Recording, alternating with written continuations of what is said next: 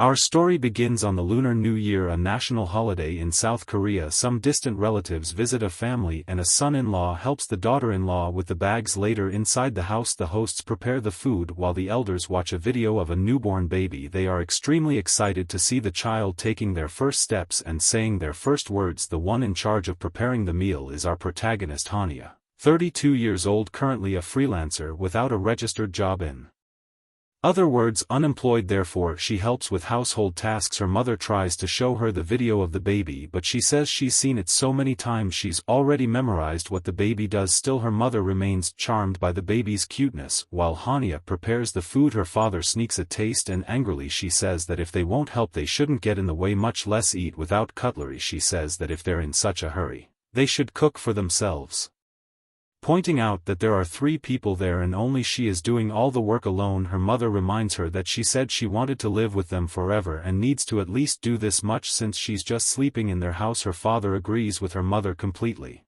and says that if she finds it unfair she should find a partner. However, Hania sneaks away to answer the door, avoiding the conversation. As soon as she opens the door, the visitors enter and the child runs straight to their grandmother Young. The child's father asks how they are. They say they're fine and ask about the traffic jam. The mother is so tired she's having leg cramps. Her husband immediately tells her to sit so he can massage her legs. Hania goes to greet her younger sister, telling her she hasn't seen her in a while and missed her. Along with that, she offers a flowery apron she prepared for her to wear. Her sister says she looks fine even wearing just an apron, and remarks that it would be great if she could get her to eat wedding noodles. This year in South Korea, newlyweds serve noodles at their wedding to guests, a tradition meant to bless single people with marriage. Hania insists her sister put on the apron. Even though she hesitates, she takes a slightly aggressive older sister stance and says if her younger sister doesn't wear it she'll kill her. However, Hania quickly gets a smack from her mother, who scolds her for not being able to drop her awful attitude. The protagonist complains, saying she's doing everything alone and wanted to split the chores and shifts, accusing her mother of going easy on the younger daughter. Her sister's husband steps in to defend her, telling his sister-in-law not to act that way and pointing out that she's going through a tough time. Hania's mother asks if they're planning on having a third child. Jim isn't sure yet but thinks they might. Hania's father asks why she's standing there doing nothing, and tells her to get to. After a while she steps outside to smoke a cigarette. She doesn't seem very happy with the situation. She remembers when her sister mentioned meeting one of Young's brothers, and noting that the age difference between them wasn't very large. Hania concludes that he didn't seem like a scumbag, but someone appears, overhearing her words, and comments that she's as rude as ever. When she looks at the man she doesn't recognize him. However, seeing what he's holding she wonders why someone is eating a chicken breast in a smoking area. Hania apologizes but asks who he is. The man doesn't understand why she doesn't recognize him. He says he's Jim Cho, the guy who used to live near the door and always wore headphones. Hania doubts she really knows him and tries to remember someone by that name, but as soon as she remembers gets startled and lets out a loud scream. She realizes that Ji Mole is that slouch boy who was always playing on a portable video game,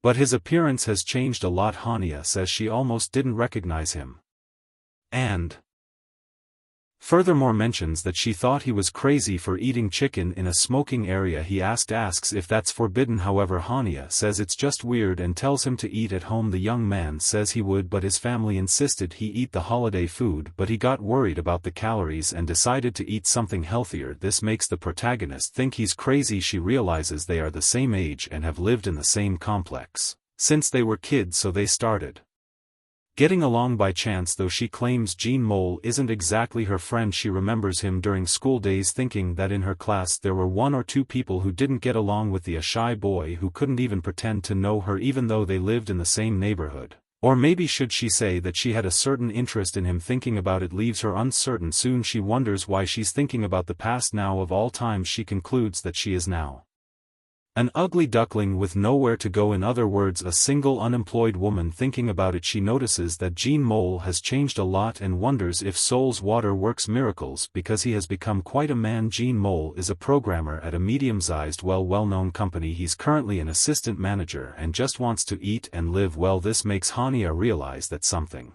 is wrong. She is an expert at not realizing her shortcomings, lives with her parents, and only because She has nowhere else to go. Her current wish is for the ground to swallow her up by the next day. Compared to Jim Cho, she notices he is in a much better situation than she is. This makes her so sad she wants to bite her tongue and die, thinking that even now God would forgive her, and she even considers saying goodbye to her parents. However, Jim Cho starts a conversation with her and asks how she's been. She says she hasn't done anything special, and returns the question thinking there's nothing about her that suggests she's led a good life. Jim Cho, on the other hand, says he just leads a moderate life, working, exercising, playing a bit and doing household chores, but to the protagonist that seems like the pinnacle of life and that he is living life to the fullest, not something moderate. However, Jean Mole doesn't seem to agree much. Being honest, he admits he used to think that way too, but it doesn't seem that way to some adults. For some time now his parents' complaints have only gotten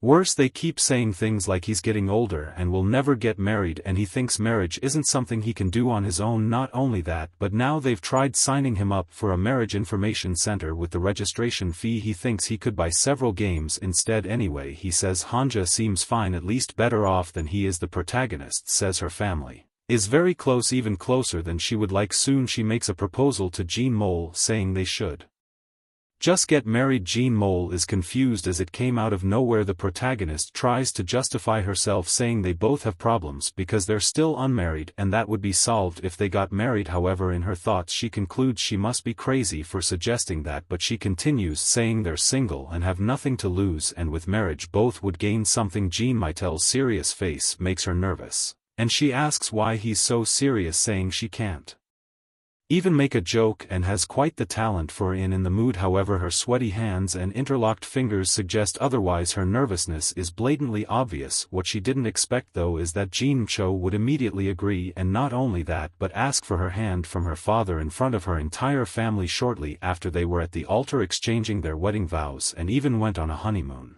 choosing a paradisiacal place for it. They even danced with some locals after that. Jean Mole says that marriage is truly a wonderful thing and he never thought this day would come. He steps out of the shower and asks if Hania will shower as well. She replies that she will as soon as she finishes her drink. However, it still hasn't sunken for her. The protagonist is extremely nervous about all of this, unlike Jim Cho, who already seems immersed in this new life. Thus the two got married on the first night of their honeymoon. Hania could only stare at her passport and think about the fact that she was in a foreign country. This was something unbelievable for her. The protagonist even wonders if she's dreaming and tries to pinch herself to wake up, but the pain confirms that everything is real. Despite it all, no matter how much she thinks about it, it still feels very strange because she really is married to Gon Micho. She sees him changing clothes and ends up noticing his six-pack and his super-toned arms, awakening something in her that she had never felt before. However, she thinks it's best to keep herself in check. G Mole asks what she's doing. The protagonist replies that she's going to sleep, and he tells her to go ahead. Curious, Hania asks what he's doing, and Jean Mito says he's looking for something he can't seem to find. The protagonist asks what it is. He replies that it's something to make their night more peaceful. Hania realizes he came prepared for the trip, but she's uncertain about what exactly this thing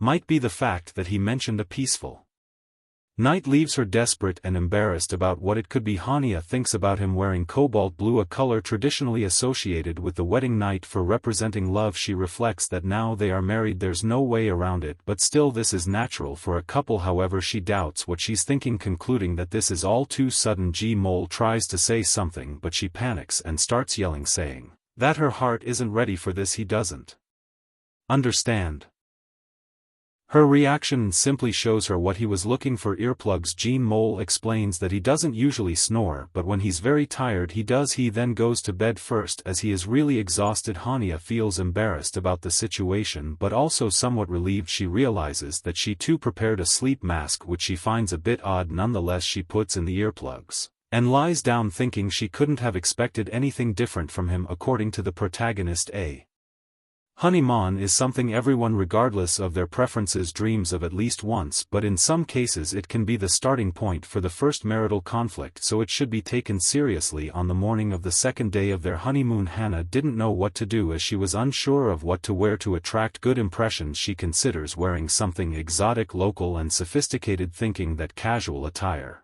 that doesn't make it obvious they're on a honeymoon would be best. In the middle of her deliberation, G-Mole shows up and asks if she's ready. She responds that she's almost done. Jean Minol asks how much longer he'll have to wait. Looking at his outfit, Hania says he must be crazy to be wearing something like that. He asks what's wrong with his clothes. Hania replies that he is the problem and asks why he's wearing socks with sandals. G-Mino says it's very comfortable. Besides, he argues it doesn't matter, because no one is going to see them but the protagonist. Retorts that she can see it, adding that it's not the time to worry about the itinerary, and pulls him somewhere else. She drags Jean Cho to a clothing store thinking that she said those things earlier, yet she herself isn't very confident as she's hardly gone out in the past 2 years. Either way, he must come out looking better than before no matter what he wears. She plans to just say it's fine and moves straight to the itinerary shortly after Gon Mole appears, and asks if it's okay. She's about to say yes, but when she sees what he's wearing she nearly has a meltdown. Jean Mole asks if it's not good enough, mentioning that he doubts he'll even get a car dress like this. She realizes that for him the clothes he wears follow the same concept as the defense mechanisms of animals, but she orders him to change immediately and dress like a normal human being, so he does. But when he puts on a different outfit he's unsure if it's any better. Hania says it looks good, at least for her, so he should just leave it at that. With that, Jean Mino concludes that he'll dress like this from now on and asks the salesperson for 7 sets of the same outfit he's currently wearing, but the protagonist tries to stop him. Jean Mole asks why, since she said it looked good. Hania simply asks what kind of life he's been living, adding that one does not buy the same set of clothes repeatedly and she will choose others for him herself, then he must come back and try them on. Thus Hania looks around the store and tries to pick something out for him. Meanwhile, Jean Minol gets distracted and looks at a bikini on a mannequin. He asks Hania if the next stop on their itinerary is the banana boat ride. She confirms that it is. Then he says that since Hania is choosing clothes for him it's only fair that he picks swimwear for her, and asks what she thinks about the idea. Hania becomes extremely flustered upon hearing this, because she didn't expect Jean Mole to suggest something like that. Sometime later they leave the store. Hania carries a bag with the clothes and wonders if Gon Mole really bought the swimsuit she picked out or just grabbed anything and handed it over. Gon Minol asked her to wear the swimsuit he chose since Hania picked clothes for him. This makes sense to her, but the protagonist feel like she's missing something because she imagined he wasn't the type of guy to do that, so it surprises her when they arrive at the place for the ride. She goes to the women's restroom to change.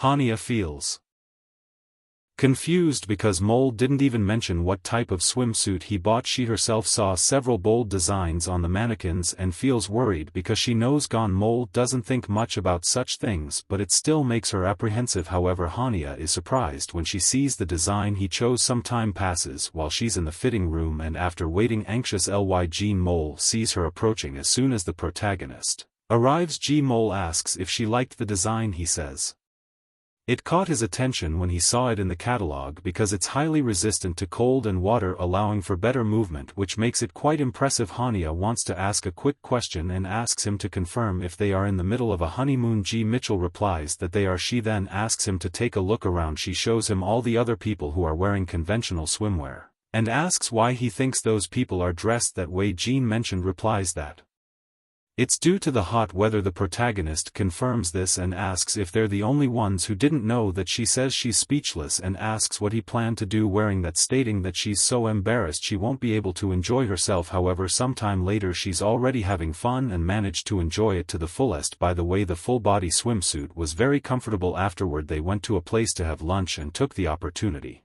to snap some photos, including with the swimsuit she had initially hated. After completing half the day's itinerary they walk along the sand and Hania is super excited for the rest of the trip, but Jean Cho catches her attention and asks if she isn't tired because they can rest. However, she says they only have a few days left and still have much to do. Jean Cho then points out something on the back of her heel. When Hania checks, she notices her sandal is hurting her foot, and she hadn't even realized it. She insists she's fine and that it's just a scratch. However, Jean Mole disagrees and kneels down, telling her to get on because he'll carry her. The protagonist tries to talk about the rest of the itinerary, but Jean Micho says he can't think about that now, so he wants to go back and insists she climb on his back, so she does and Jean Cho carries her. They make their way back across the sand. Hania asks if she's not too heavy, stating that she can walk on her own, but G. Minol just says it's good exercise for him. She asks if He's lying. Jean Minol insists he's not, saying her weight is perfect for training. However, the protagonist doesn't like that and asks him to stop talking. As they walk, she thinks about how long it's been since the last time someone carried her on their back. Being carried makes her feel at ease. Out of nowhere she decides to make a joke and blows on his ear. Jean Minol asks why she did that. Hania responds that she can do whatever she wants,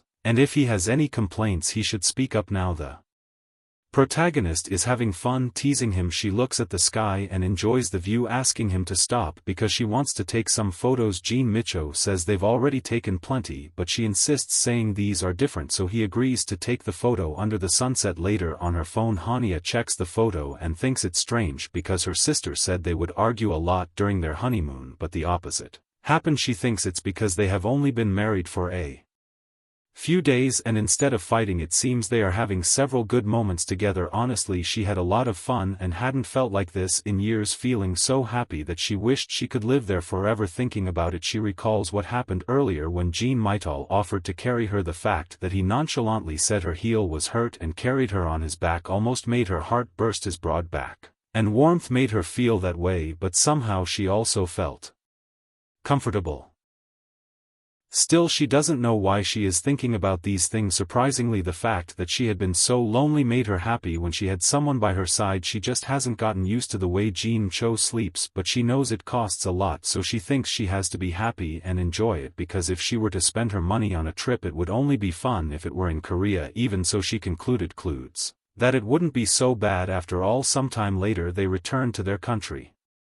After their honeymoon, which ended unexpectedly smoother than she had imagined, they managed to return home safely. Hania comes across a wonderful dish and asks her mother what's going on as the food looks more extravagant today. Her mother replies it's because of her return. She thanks her but then asks about all the boxes and if they are moving. Her mother says only she will be moving to her husband's house. Hanja is confused, but her mother reminds her that she said she would move to his house. As soon as the honeymoon ended, Han didn't even remember that, but she really did say it. She expected it to happen, but not so quickly. Her parents say they just want her to live well and she thinks this is very sudden. Still, she ends up leaving their house and moving in with Jean Cho. After that he calls her for a conversation and asks if she's ready to start. Jean Cho then hands her a list he prepared. Hania remembers that when she was young there was a song she used to hum without realizing. Try. It's okay to make mistakes because you're not an adult yet. She used to hum it mindlessly, but now she finally understands the meaning of the lyrics. The lyrics were trying to say that if you make a mistake as an adult you're screwed. Even so, people can make mistakes in their lives. Hania feels that her life became too extreme because she said something wrong back then when she suggested the marriage proposal. She just returned from her honeymoon and was immediately kicked out by her parents. Now she ended up living with Mole and he already wants to discuss a contract with her. Each of them must decide what they want to include in the document and Han becomes furious. Gone. Mole asks what's wrong. She pretends and says she just has a bit of cramp in her hand. Looking at the document again, she wonders if this is really necessary. Jean Cho asks if she's done yet and she replies that she hasn't. Then without thinking too much she writes on the contract saying that whatever happens happens. Each of them writes the clauses they would like and agrees to reveal them at the same time, so she does, showing what she wrote. Jean Cho wants her to stop smoking, not bother the Rada, and speak up if she has any complaints. Hania wants him not to enter the room recklessly, not to force things, and that if anything happens they should talk about it as much as possible. However, upon reading the first line Hania realizes she will have to quit smoking and says that's too much to ask all of a sudden, also saying that even her father failed to make her quit, stating it's not about quitting smoking but about gaining suffering for the rest of her life. But Gon Micho says he can't stand the smell of cigarettes and that she could at least stop for a while, claiming she's never had to reduce any, which is why she's not used to it. Then Han asks what this Rada is. Immediately Jean Cho realizes he hadn't mentioned it before and Hania is startled. She asks if something just touched her feet and he replies that it did. Hania realizes it's something furry, but when she looks she sees that it's a cat. Jean Mitel says that Rada is intelligent because she showed up immediately when they were talking about her. The protagonist asks if the cat's name is Rada. He confirms, saying that cats love mice, so that's the reason for the name. Following that logic, Hania says she loves chicken feet and asks if she should call herself Han Chicken Feet. However, G-Mole simply says that Radha is the owner of the house. Speaking on behalf of the cat, he introduces her to Hania and says she will be under her care. The protagonist feels awkward and says he didn't even mention that he had a pet. Gon Cho says he didn't know he would end up living with her and asks if she dislikes cats. However, Hania replies that's not the case. He shows his cat more closely and asks if she hates her. Upon seeing the cat's face, the protagonist is speechless because she finds the animal very cute, so she states that she likes cats, which makes Jean Minch all happy. He asks if Jia would like to hold her and says that Radha is very gentle. Hania holds Radha and the cat feels very comfortable. Then Hania wants to clear up another doubt and asks what he would do if she said she hated cats or was allergic. Would he try to kick her out of his house? Jean Cho looks at her seriously and replies that he wouldn't do that but would instead place Radha in a separate house. After that, she asks about money, but Jean Cho replies that it's not an issue. He says he knows it's in the contract not to disturb her, but now that they're married she trusts him and has left her parents' house, so the least he can do is take care of that part. The protagonist concludes that Gon Mole has thought about many aspects of marriage more than she imagined. Honestly, she didn't think the same way he did. But after talking a bit, they both agreed on the contents of the contract. It was agreed that Jia should return 10 minutes after smoking, not disturb Radha, not each other's rooms, and not interfere in each other's private lives. Lastly, they should seek a conversation if there's something to complain about. Han asks if there are any objections to this, and Jean Tayo says he forgot something. She asks what it is. He says that this marriage contract can be cancelled by either party at any time. The protagonist seems to agree with this,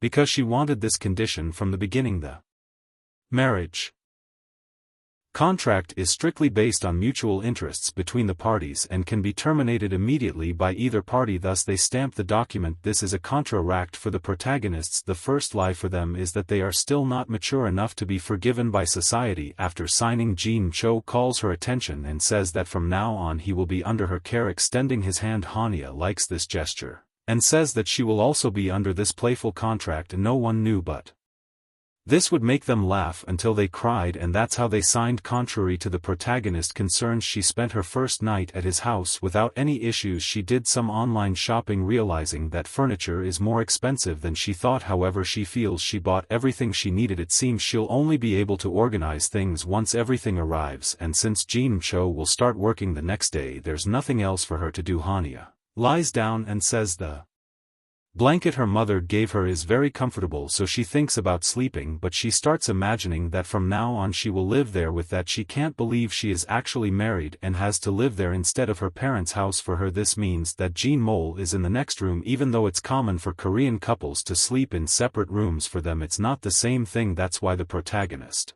thinks she should have experienced living with someone unrelated before, so she wouldn't have to go through this now. Soon she feels so nervous that at this rate she might not sleep well, but the night comes for her and nothing stops her from sleeping. Her sleep is so heavy that she lies as if in a crime scene position. The next day, Jean Cho wakes up first and prepares something to eat. While the sleepyhead shows no signs of waking up, he continues cooking the food. Sometime later, Hania gets up and asks what the noise is in the middle of the night, since she didn't even realize it was already morning. Jean Minol apologizes for the noise, saying he's not used to her living there, and says he's preparing breakfast as usual, and since she's awake he invites her to eat together. Jia says that since Jean Minol is taking care of her, she will definitely accept. The protagonist notices that besides having a job, Gon Minol also makes his own breakfast, thinking that he is surprisingly active and that she should watch his cooking skills to learn a bit. However, she sees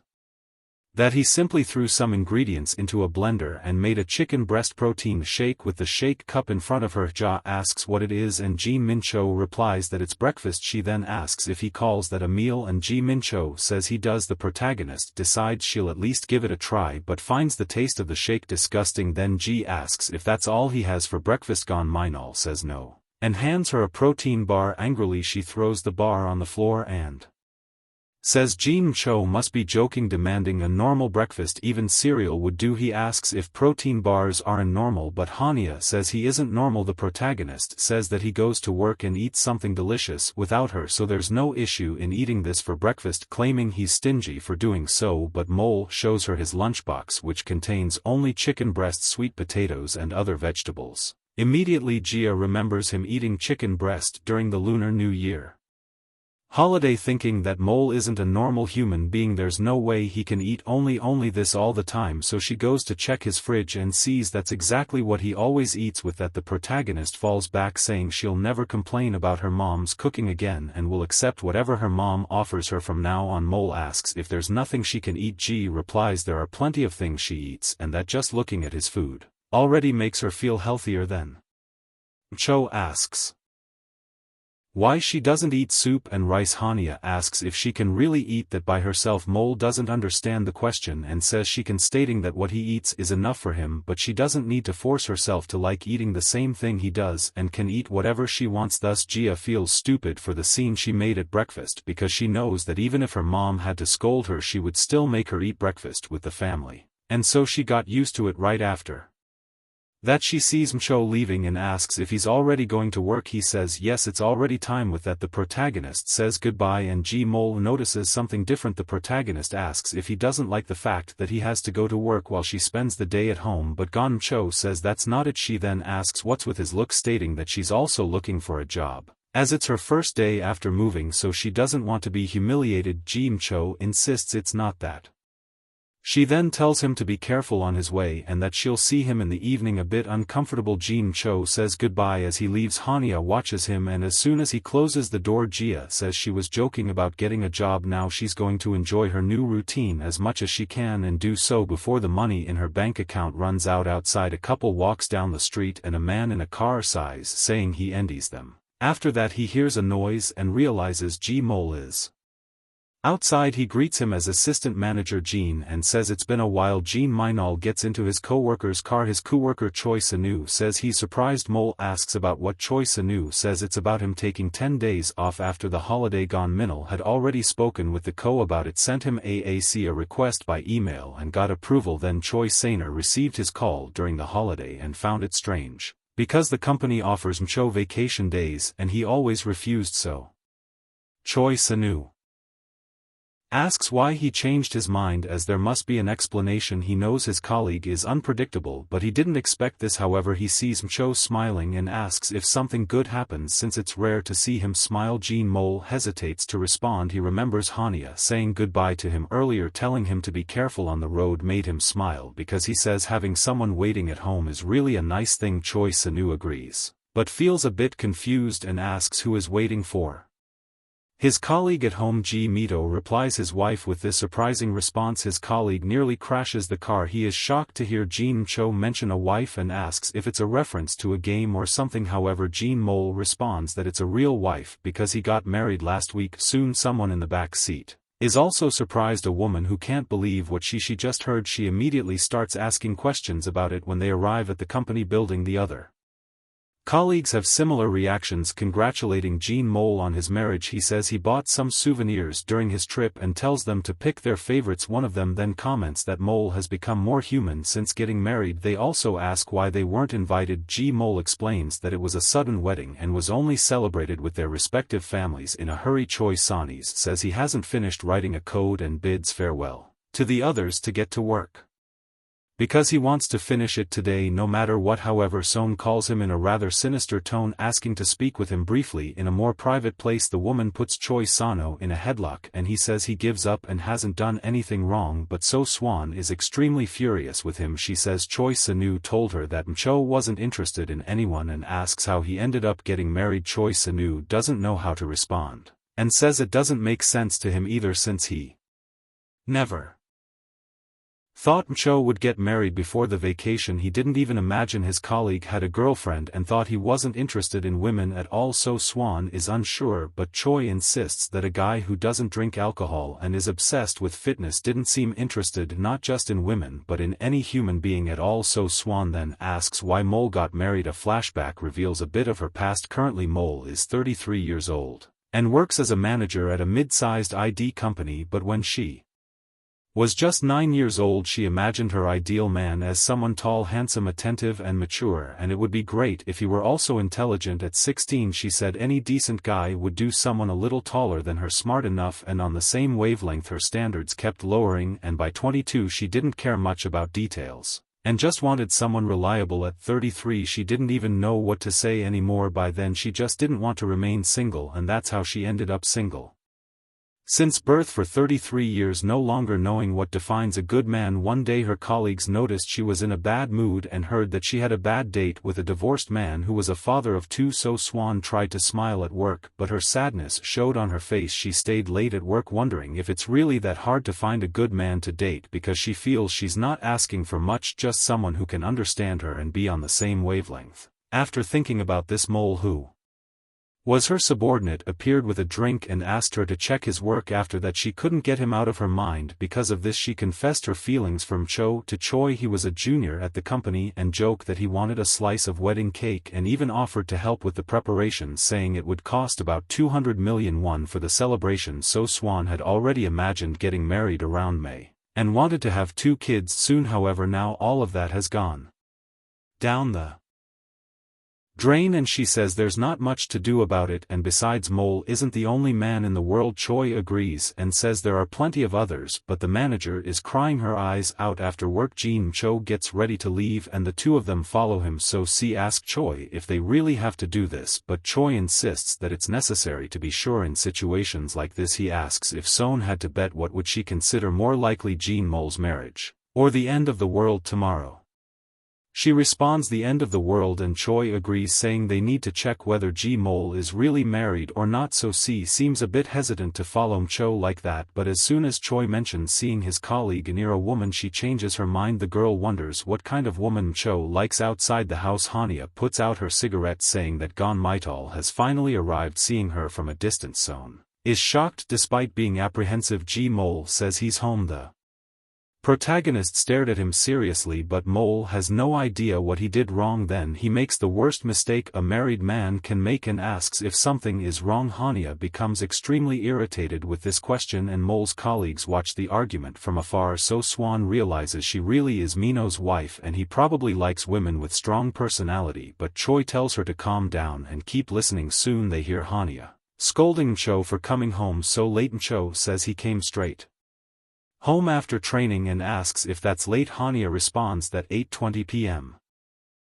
isn't very late, but he should have called to let her know he'd be late so she would know whether to eat before or not. Mel asks if she was waiting to eat with him, saying she didn't want to eat with him in the morning and assumed she'd want to eat alone. The protagonist corners him and says these are different discussions and that it's common courtesy to inform someone if you have something to do before coming home. While the gossiper speculate, Mole asks if he can really call Hania. He says he avoided calling as much as possible, thinking it would make her uncomfortable. Hania asks when she ever said he couldn't call. Cho replies that it was in the 5th grade, but Ji says if it was back then it's probably because they didn't have phones yet. He explains that around that time he called to ask if she wanted to play at his house but was completely ignored. The protagonist tries to brush it off, saying she doesn't remember any of that. Cho politely says it's fine if she doesn't remember, but she says in any case what she's trying to say is. Before she can finish, she notices someone listening to their conversation. Seeing a person hiding behind the wall, Mole asks what's wrong and she replies that she thought she saw someone spying on them, though maybe it was just her imagination. Either way, Mole understands that he can call her for personal reasons. The protagonist says she never opposed that,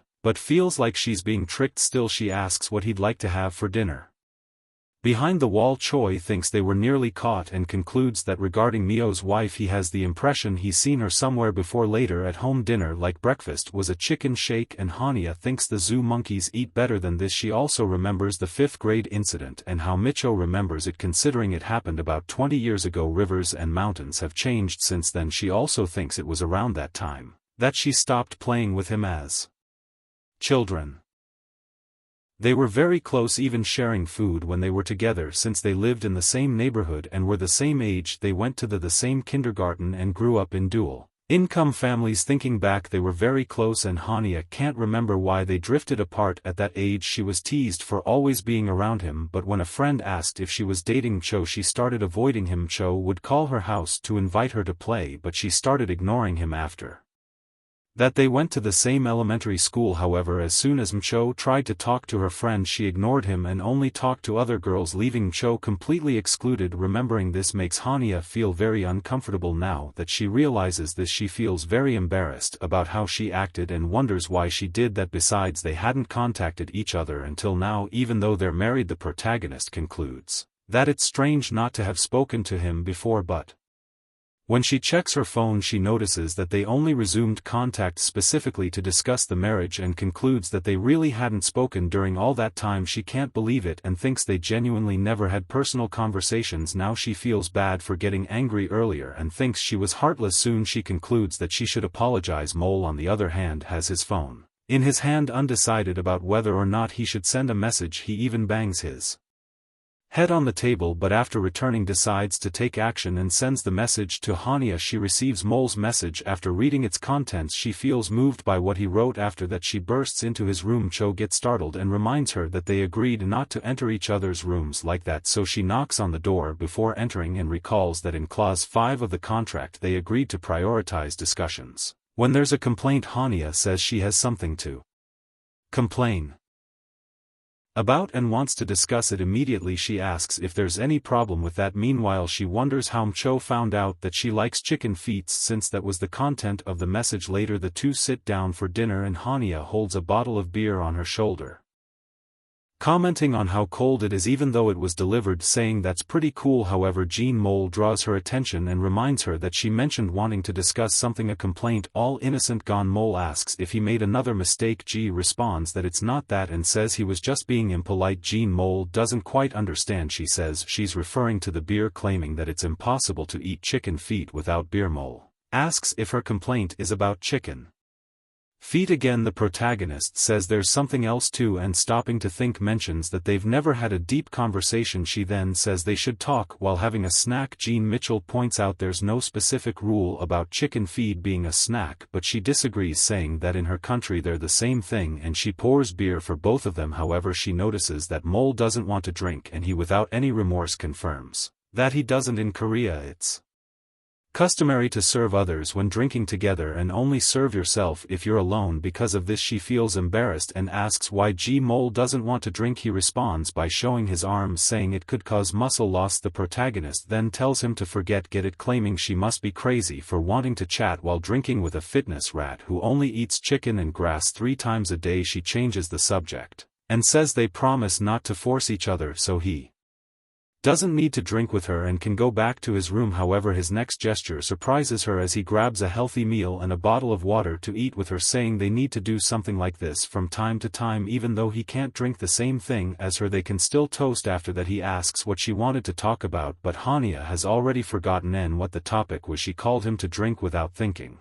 but now that they have time for a serious conversation, she has nothing to say for now. She just wants to toast to their health, her with beer and him with water. Hania drinks desperately, unable to remember what she wanted to discuss, and thinks everything will be fine once they've had their drinks. However, that's not usually how it works, and 2 hours later she's really talking, but a bit too much. She brings up a topic from when they were younger when Cho was very cold toward her, but Jean Minol doesn't remember. The protagonist insists he's pretending and asks what happened, that he suddenly distanced himself to do something and ended up trembling with anger. Jean Cho says that back then he went easy on her and feels super embarrassed. However, Han is so drunk that she doesn't notice and simply says it was great back then because she used to go to his house after school and they played a lot, even arguing, saying everything was fun during that time. Things were really different, even the color of her hair. But in the middle of the conversation Jean Minol notices that Jaya has fallen asleep. He pokes her to be sure and realizes she's really out. Suddenly a loud noise startles her. Cho set his phone alarm and tells her that if she sleeps there she'll catch a cold, and if she's tired she should go to her room while he cleans everything up. She's really sleepy and apologizes, saying she hasn't drunk in a while and usually isn't this weak with alcohol. Then she realizes she drank all the soja beer,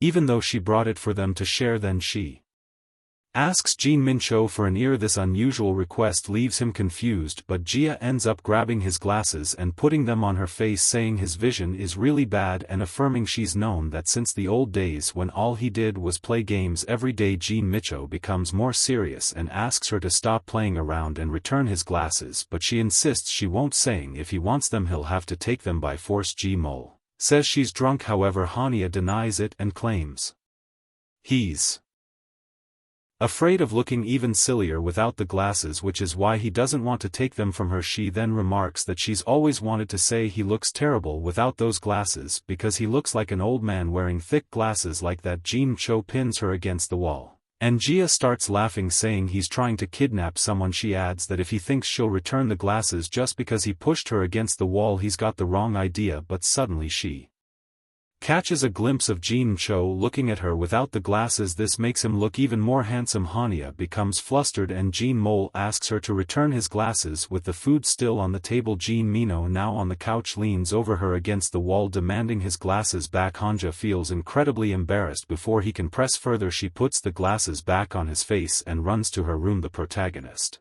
slams the door shut in a panic and even feels short of breath. Her heart is pounding out of her chest and she wonders what just happened. Jin Mino's face without the glasses is burned into her mind and she's confused about how she felt in that moment. The next morning, Jin Micho prepares to go to work and only the Arata says goodbye to him as he leaves, but then he hears something behind him. Hania slowly opens her bedroom door, and as she looks at him now, she concludes that he's just the same old Jin Mol. She tries to approach him slowly, but Jin Mol hears her and asks what's going on, saying she's been acting weird since yesterday. The protagonist tries to talk to him, bringing up what happened the night before, but her embarrassment is so overwhelming that she can't speak. She wonders why she's stammering so much, since she just needs to apologize and take the blame. But as soon as she starts to speak, the Rata appears in front of her, making her extremely flustered and causing her to choke on her apology. As she got distracted by the cat, still she insists she needs to move past this, telling herself that nothing major happened, and no matter how drunk she was, that prank went too far. It's not like she's ever done anything wrong before anyway. She concludes she should only apologize if she really did something wrong, so she decides to act naturally as usual. However, when she tries to do so, she becomes completely clumsy and Jin Ino doesn't understand anything. Even his cat seems to feel secondhand embarrassment. And after that, the protagonist doesn't know where to hide her face. Later, Ji Mol arrives at work and while talking to his coworker Choi tells him that if he were to summarize what he just heard, he thinks Ji Mino's wife personified a cat. Jin Mel confirms Choi doesn't know if his colleague is being serious or trying to brag, but Jin Cho insists that's not it and says he asked Choi because he has more experience with love. His coworker asks if GM has spoken about this to anyone else, especially manager Son Ji Maital says no. One asks if that would be a problem. Choi says that's all he needed to know and insists his colleague should only talk about this with him anyway. Returning to the topic of the wife, he asks if she wasn't just being playful or joking around. Jin Micho replies that they aren't that close yet. However, Choi points out that they're married and says he doesn't understand that, but claims Jin Cho came to the right person. As he considers himself a professor of romantic studies, he explains that the more complex the problem, the simpler the solution, like checking and formatting a computer when it has an issue, confirming that's how it works. For now, Jin Mol ends up more confused than before. After work, he goes home. When he arrives, Hania greets him. She seems unusually cheerful for her standards and Jin Mol doesn't know how to react, but he remembers his coworkers saying that when talking to women the most important thing is sympathy, and the second most important thing is also sympathy. He knows that Choi said whenever he's uncertain about something he should just nod or follow what she does, so he decides to take the most unexpected action of all and imitates a cat in the same way God did in the morning. Hania tries to keep a serious posture, but she feels like she's dying inside, as if she were in a war, imagining what her funeral would look like. Here lies Hania, 32 years old, unemployed and dead from excessive embarrassment. She falls to the floor and Jin Micho finds it strange and says he heard his boss say that following what she did would make her happy. The protagonist gets up irritated. Ji Mol told someone she doesn't even know and asks why he mentioned it to others. He replies that he didn't know what else to do, and that's how the cat incident between Jin Mol and Hania ended, with the addition of another clause, and was left as a dark past that will never be forgotten. The new rule states that what happens between them must remain a secret. Jin Cho feels uncertain about something and asks what she meant by what she did earlier. However, seeing how embarrassed she is, he decides to change the subject and asks her to forget it. A few days after their chaotic new what life began at work, Son has a good idea. She thinks about it for a while and becomes determined to execute it, deciding to throw a welcome party. Jin Minal tells the protagonist about the party and she feels a bit shocked, and also has some questions about it, asking why such a Party is happening so suddenly. Jean Mole explains that after a meeting everyone congratulated him on his marriage and the idea came up, that's why he's letting her know in advance. Moreover, the people at his company never force him to do anything, even after work dinners are voluntary. With that he tells John not to worry and feel free to share her thoughts as it was just a casual topic that came up at work. However, the protagonist says they're going. Jim Cho insists he was serious when he mentioned they weren't forced into it, but Ji says she didn't hate the idea and wants to do it. He asks why she wants to do it and the protagonist asks why not. Welcome parties are held after someone moves into a new home and gets married. It's customary to invite family and friends to participate. In simple terms, it's a tradition to invite and greet them so they treat you well in the future. It's not mandatory, but it's a canonical event in Korean life, although the guests might enjoy it from the host's perspective. There's a lot to prepare. It's an event that some avoid as much as possible, so the protagonist accepted because at the moment she hates Jim Cho. The next day Gon Mole says it's not too late to cancel and asks if she's really going to do it, but she just tells him to go to work and thinks that Jean Mole is really cheeky for mocking her about the last mistake she made. She looks at his worried face and thinks it serves him right. Meanwhile, Jean Maital tells her to think it through, but the protagonist is having such malicious thoughts that she doesn't even consider not accepting. She says that if Janan Mole doesn't want to, he can just tell his colleagues he doesn't want to have the party. However, Jean Mole considers that rude, so Hania tells him not to worry and to go to work. Before leaving, she notices something different about him for the first time. Jean Mole smiles before leaving the house and then says goodbye. The protagonist wonders what's wrong with him since he seemed happy. She thinks Jean Maital is being forced to do something he doesn't want and should feel bad about it, so she decides to create an observation diary about Janan Mole's behavior. The first characteristic of Jean Mole is that he's crazy about efficiency. He seems like an eco-friendly robot with a battery. The second characteristic is that he's surprisingly weak to requests, and if pressured he ends up giving in. He obviously didn't want to have a welcome party, but he also didn't refuse and at the same time tried to escape by using her as an excuse. Thinking it over, she concludes that she is indeed Jean Mino's wife, and she considers how he addresses her when talking to others. There's nothing wrong with him being formal, but it's kind of embarrassing. Jia is also worried about his earlier smile and wonders if she's forgetting something, but she gets tired just thinking about it, and concludes it's better to prepare for the welcome party. Exactly 2 hours later she starts regretting this decision. The protagonist didn't know how to prepare some dishes and called her mother for tips, but the whole process was painful for her. She didn't even know how to use the pressure cooker, begging her mother for help. Sometime later the party begins. Even though she's exhausted, she greets the guests. Jean Maital notices and asks if she's okay. She simply says that Jean Cho better start treating her well from now on, which makes him respond that he didn't even want the party. Hania keeps up her role as a good hostess and invites everyone in. She has prepared a huge dinner table. All the guests are surprised by it. The protagonist says it's no big deal and tells everyone to eat freely. With so much food they thank her. Choi finds everything incredible and asks if Ji Mole eats like this every day. Honestly, he says it's the first time. However, Jia cuts him off, telling him not to say that. The night goes on and the party gets lively. Some guys are already drunk, including Ji Mole, who his colleagues hadn't seen drinking before, but to endure the situation he made an exception. Choi asks Son if she's satisfied now. He says that Mole and his wife invited them to the welcome party and she saw it with her own eyes, so she should be content. He asks if she didn't notice things like how they don't seem like a typical couple or don't even wear their wedding rings, hinting she might have those doubts. However, Son elbows him for encouraging her to doubt her colleague, saying all those doubts came from him. Choi then claims he understands and says he'll continue with what he prepared, asking her to stop hitting him. He gets ready for his ACT. Standing in front of everyone he introduces himself as Choi Sanga, the company's darling and mascot. His colleagues immediately realize he's prepared something again. He says the atmosphere has peaked and he's thinking of taking the CH to get to know Mole better since he's been acting a bit strange lately. Choi asks if he can continue and Hania says yes. With that he explains that earlier he asked everyone to write anything they were curious about regarding their colleague. He mentions that there are a lot of questions and warns that Cho and his wife might face some unusual requests or inquiries, asking if they're okay with that. Ji agrees to proceed. Choice says anything could come up and first announces a question from Son, but as he reads the request he looks at the girl, who embarrassed tries to play it cool. Super excited, Hania asks what the first Request is Choi silently reads that the colleague asked for the couple to kiss in front of everyone, knowing this would cause embarrassment. Choi skips the request and moves to the next one, leaving Son disheartened. Cho nudges Jia's hand and she realizes he wants to say something. She asks what he wants. Ji Mol asks if she's okay, but Gad doesn't understand. He says the atmosphere is strange and thinks they're going to ask some personal questions,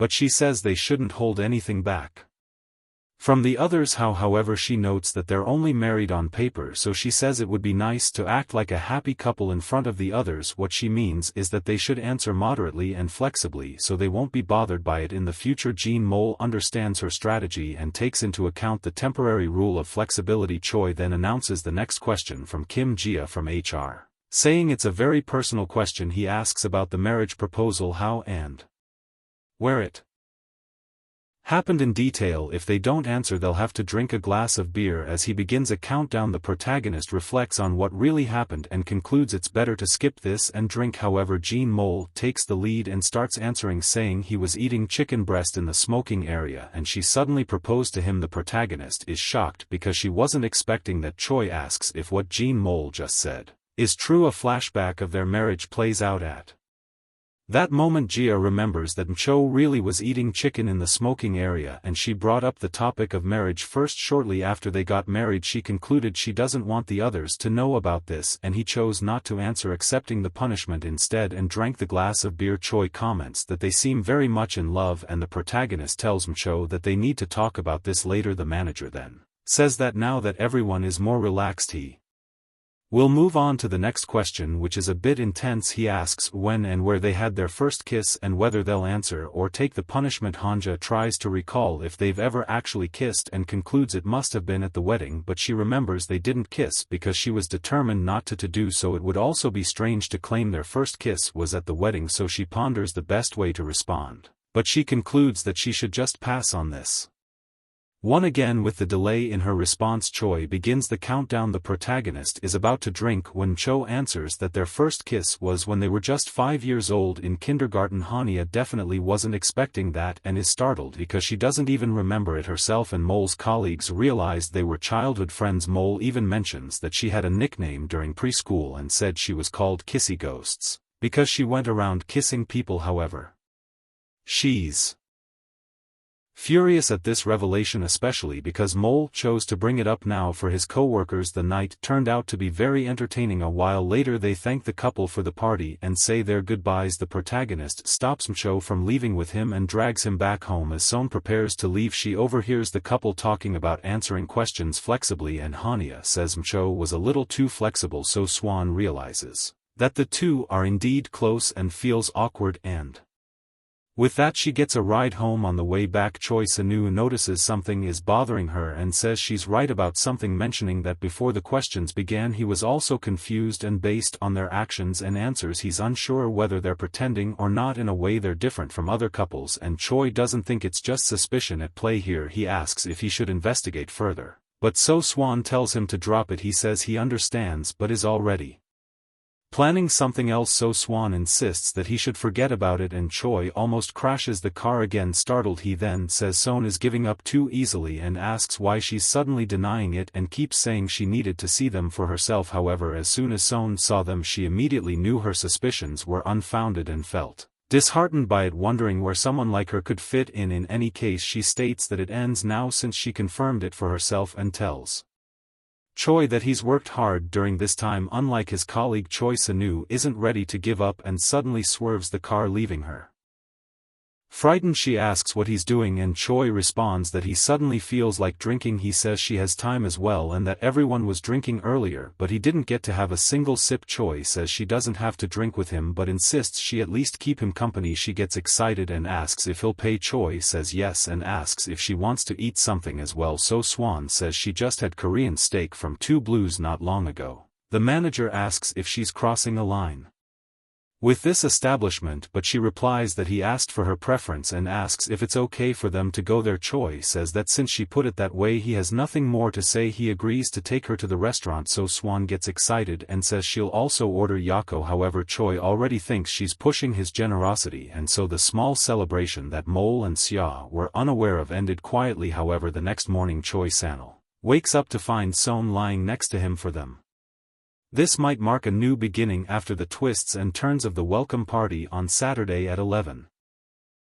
In the morning, Mole and Xia held a reflection meeting about the previous day. The protagonist asks if he now understands what he did wrong. Mole admits that bringing up their first kiss like that was embarrassing, as was the marriage proposal. Ji agrees, but he asks why, and she responds that it obviously makes no sense. She adds that if a perceptive person were there they might have doubts about whether they're a real couple. However, she quickly concludes that she needs to calm down. After all, she's talking to Jim Cho. She remembers how he once tried to buy 7 identical outfits to avoid any inconvenience that defines him as a crazy guy who eats protein bars and sweet potatoes just for the sake of convenience. Meanwhile, Cho tells the Rada that her dad is being scolded right now and asks her to play somewhere else. The protagonist thinks she can have a normal conversation with him. In any case, she forbids him from telling people about their first kiss and says they need to make up another story. Mole asks why, and Jia reminds him of the reactions from last night. Besides, it's not normal for a couple to have had their first kiss at 5 years old. He asks what he should say instead, pointing out that it's really strange if a married couple hasn't had their first kiss yet. Jia recalls how on their wedding day she promised to kill him if their lips ever touched. Mole says they only pretended, which is why he thought it better to claim their first time was when they were 5. The protagonist had never thought about this before and didn't imagine she'd have to worry about it at some point, but she knows that dating comes before kissing, and during their school days they could have dated and kissed, but she concludes that saying they've been together since then would make it seem like they've been a couple for too long. She spends a lot of time thinking about it until her phone rings and she sees it's her mom. Her parents call her via video chat, which immediately raises questions. Her mom sees the two of them together and says it makes her very happy. Ji asks her mom why they're video calling and if something happened. Her mom asks her to guess where they are, and Ji replies at the movies, asking if her parents are bragging about being on a date. However, her mom says the main reason for the call is that today is the premiere of a movie called Spaghetti Man, and asks if her daughter remembers it. Spaghetti Man is considered the beginning of popular superhero movies in the protagonist universe. While on the call, her mom says she went to see the movie with her dad as soon as the theater opened. She then starts telling the movie story, but Jia ends the call right after she tells Mcho that they're going out and he needs to get ready immediately. In the protagonist family there's a tradition: if someone hasn't seen a certain work like a movie, the one who saw it first will spoil it as a joke for the others. Hania has done this many times to her family and has also been spoiled by her younger sister, so she knows that if she doesn't watch a movie right after its release she'll hear all about it from her relatives. That's how the two of them end up at the theater. Gad doesn't sit in the center seat but says it's good enough. However, she looks at Mole and sees he has a very serious expression, asking if he doesn't like Spaghetti Man or hates going to the movies. If that's the case, she says he should have warned her earlier. Mcho responds that he actually likes this movie series and was looking forward to watching it, but this whole situation with her feels like a date in a way. He adds that during the video call she asked if her parents were on a date, and now he imagines they're doing the same thing. Realizing this, Hania lets out a yell, but someone shushes her, saying the movie is about to start. While watching the movie she had been so eager to see she can only think about the topic Mcho brought up. In a way she manages to enjoy the movie, but she can't stop thinking about the idea of a date. Suddenly she decides to eat some popcorn, and out of nowhere a classic dating scene happens. Their hands touch over the popcorn. At that moment Hannah realizes it, as does Mcho, and both become embarrassed. A while later the movie ends. Hania even tears up with emotion, saying the movie was incredible and shouldn't have ended that way, believing it's the best she's ever seen, so much so that she can't put her feelings into words. She admits there were some lackluster elements, but by her standards it was truly the best. On the other hand, she tries to gauge Mole's reaction, thinking that the hallmark of a date is watching a movie with someone while paying attention to their response. But Jim Cho is a 32-year-old otaku who has been a fan of the Spaghetti Man for over 20 years. He even tears up with emotion while watching the movie. The second characteristic of a date is feeling good when the other person enjoys the movie, something Jia is doing right now. On their way out she chats with him about the movie, saying that's why she invited him to watch it, and asks if he's as happy as she is. Jia keeps recalling some parts of the movie, realizing she was in a rush to avoid spoilers, and now she feels the need to talk to someone about it but doesn't know how to explain, because in fact she's been on a date. Mcho, however, is only thinking about how much he wants to see the sequel. The protagonist reflects that this is her first time going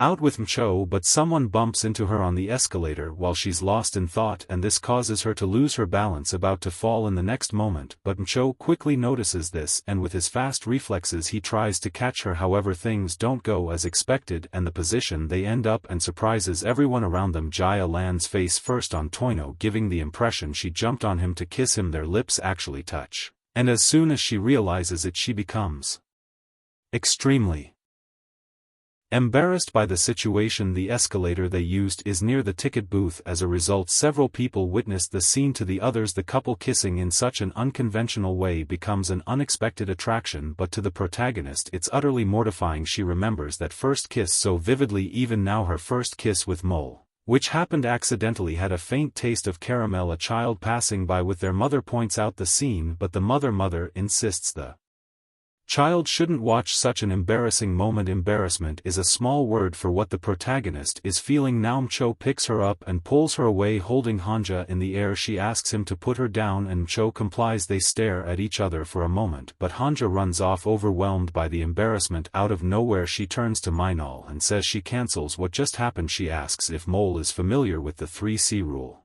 claiming it was popular during her school days. The rule states that anything that happens within 3 seconds can be cancelled. Even food dropped on the floor can still be picked up and eaten if it's within 3 seconds. But since she can't handle awkward situations, she ends up running again and stops in a smoking area. As she thinks about what happened, she says she ruined everything because what she said earlier makes no sense. If something happens within 3 seconds and gets cancelled, it doesn't mean it didn't happen. She throws away her cigarette and wonders what she's going to do now, because she doesn't know how she'll face Mcho. However, she doesn't realize that he has already approached and found her in the smoking area. Mcho then tells her that if she's done smoking she should get rid of the smell immediately, but in her thoughts she says this is all happening way too fast. Then she asks if Mole is okay with it, about the fact that their lips touched earlier. Mole, however, brings up the 3-second rule and says that since she cancelled it, he's pretending it didn't happen. Afterward he asks what they're going to eat. Hania replies that she'll go along with whatever he wants. They then head to a fast food place. Jia chooses a sandwich and a soda. As she prepares to eat, she wonders why Mole seems so calm about it. Meanwhile, he eats as if nothing happened. The protagonist realizes that when she told him to pretend it didn't happen, Mcho simply took that to heart and is acting normal. Then she comments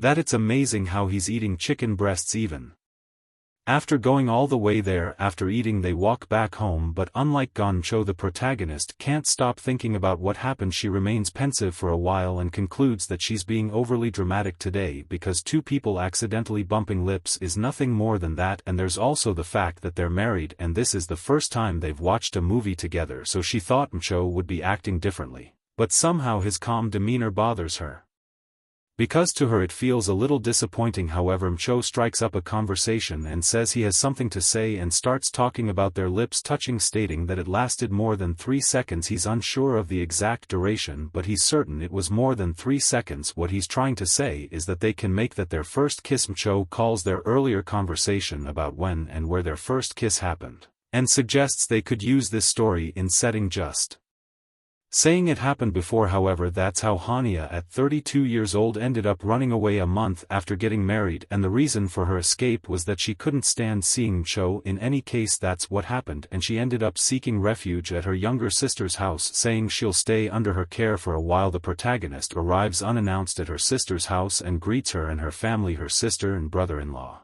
are clearly really awkward, but Hania had nowhere else to go. In her mind she pauses the scene, and as if in a conference she talks with younger versions of herself from different times in her life. First she explains the reason for this meeting and asks them all to look at the screen. She then shows them the incident that happened 5 hours ago. The current Jia states that it was a mistake and asks if everyone agrees. The reactions are varied. Jia says she's still surprised and shows them the part that stands out the most when Mole suggested they make it their first kiss. She's outraged by this, saying that he spoke about it so casually in that situation and even acted quite coldly. Then she asks if the others agree, but it seems like she's alone in her outrage. The youngest version asks if kissing isn't a good thing. The current Jaya says they need to move on. The protagonist declares that she wants to stay away from Mole but doesn't want to return to her hometown, so she decided to stay at her sister's house for a while to avoid her husband. 15 Year-old Hania has a question and asks if her 32-year-old self doesn't have any friends because otherwise she wouldn't stay at her sister's house. She suggests that if Gia looks around she might find someone willing to help, but the older Gia isn't sure she can relate to her 15-year-old self right now as so much has happened since then. Her 25-year-old version agrees with that, but she points out that the most important thing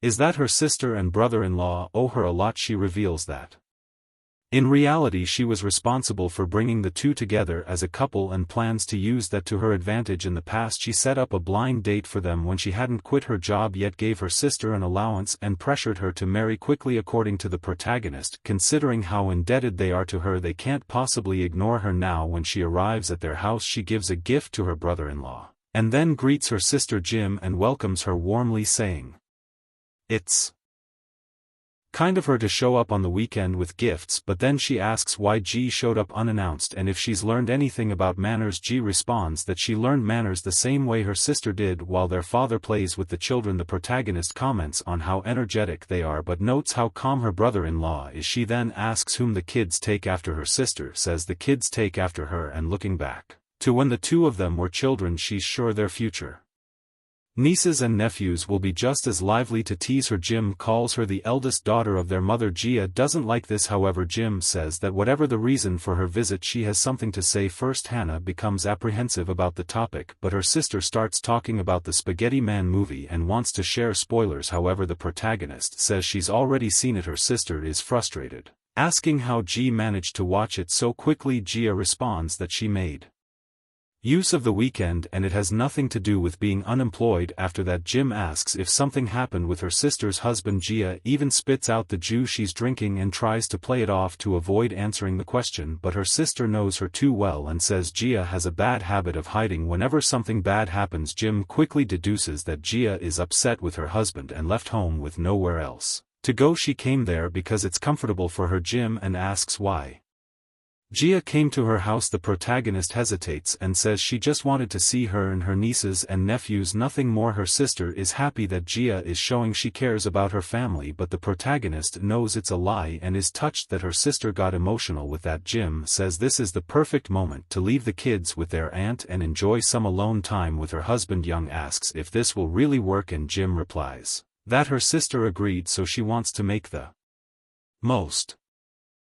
of this time together. In her mind Hania concludes that her sister is cunning, clearly aware of her situation and taking advantage of the opportunity. Soon she realizes she has no choice, sinners must accept their punishment. Even so Jim says her sister can relax in exchange for watching her kids. 2 hours were enough for the kids to drain all of Gia's energy and even draw on her house, making her realize the greatness of her parents. The kids want to play but G insists they just watch a cartoon. However they want to make their aunt a horse and keep playing, even asking her to imitate the sound of the animal, but just when she least expects it the doorbell rings and she thinks she's been saved by the bell. She assumes it might be a delivery person or something and goes to answer the door. However, since it's the weekend the usual practice would be for them to leave the package at the door and leave, so when she opens the door she's startled because Jean Mole appears with a gift trying to please her. Immediately Hania slams the door in his face because she wasn't expecting him. Jim Cho tries to talk to her and the protagonist can only think about what he's doing there. The protagonist is super confused to see Jean Minol. She doesn't understand how he found her and even considers the possibility that he put a tracking device on her. Her niece asks who the man outside is. Gia says he's some kind of weird person like a boogeyman. However her niece shows her a photo of Mole on her phone and says her mom told her to open the door if he showed up. She also said he's her uncle and would bring delicious food. A while later she gives ice cream to her younger brother and Jean Maital finally manages to enter the house. The protag looks at him awkwardly and a tense atmosphere hangs between them. Hannah decides to talk to Ji Min Cho and asks how he figured out she was there. Cho replies that he got a call from her sister-in-law, who told him to take her back home as soon as possible.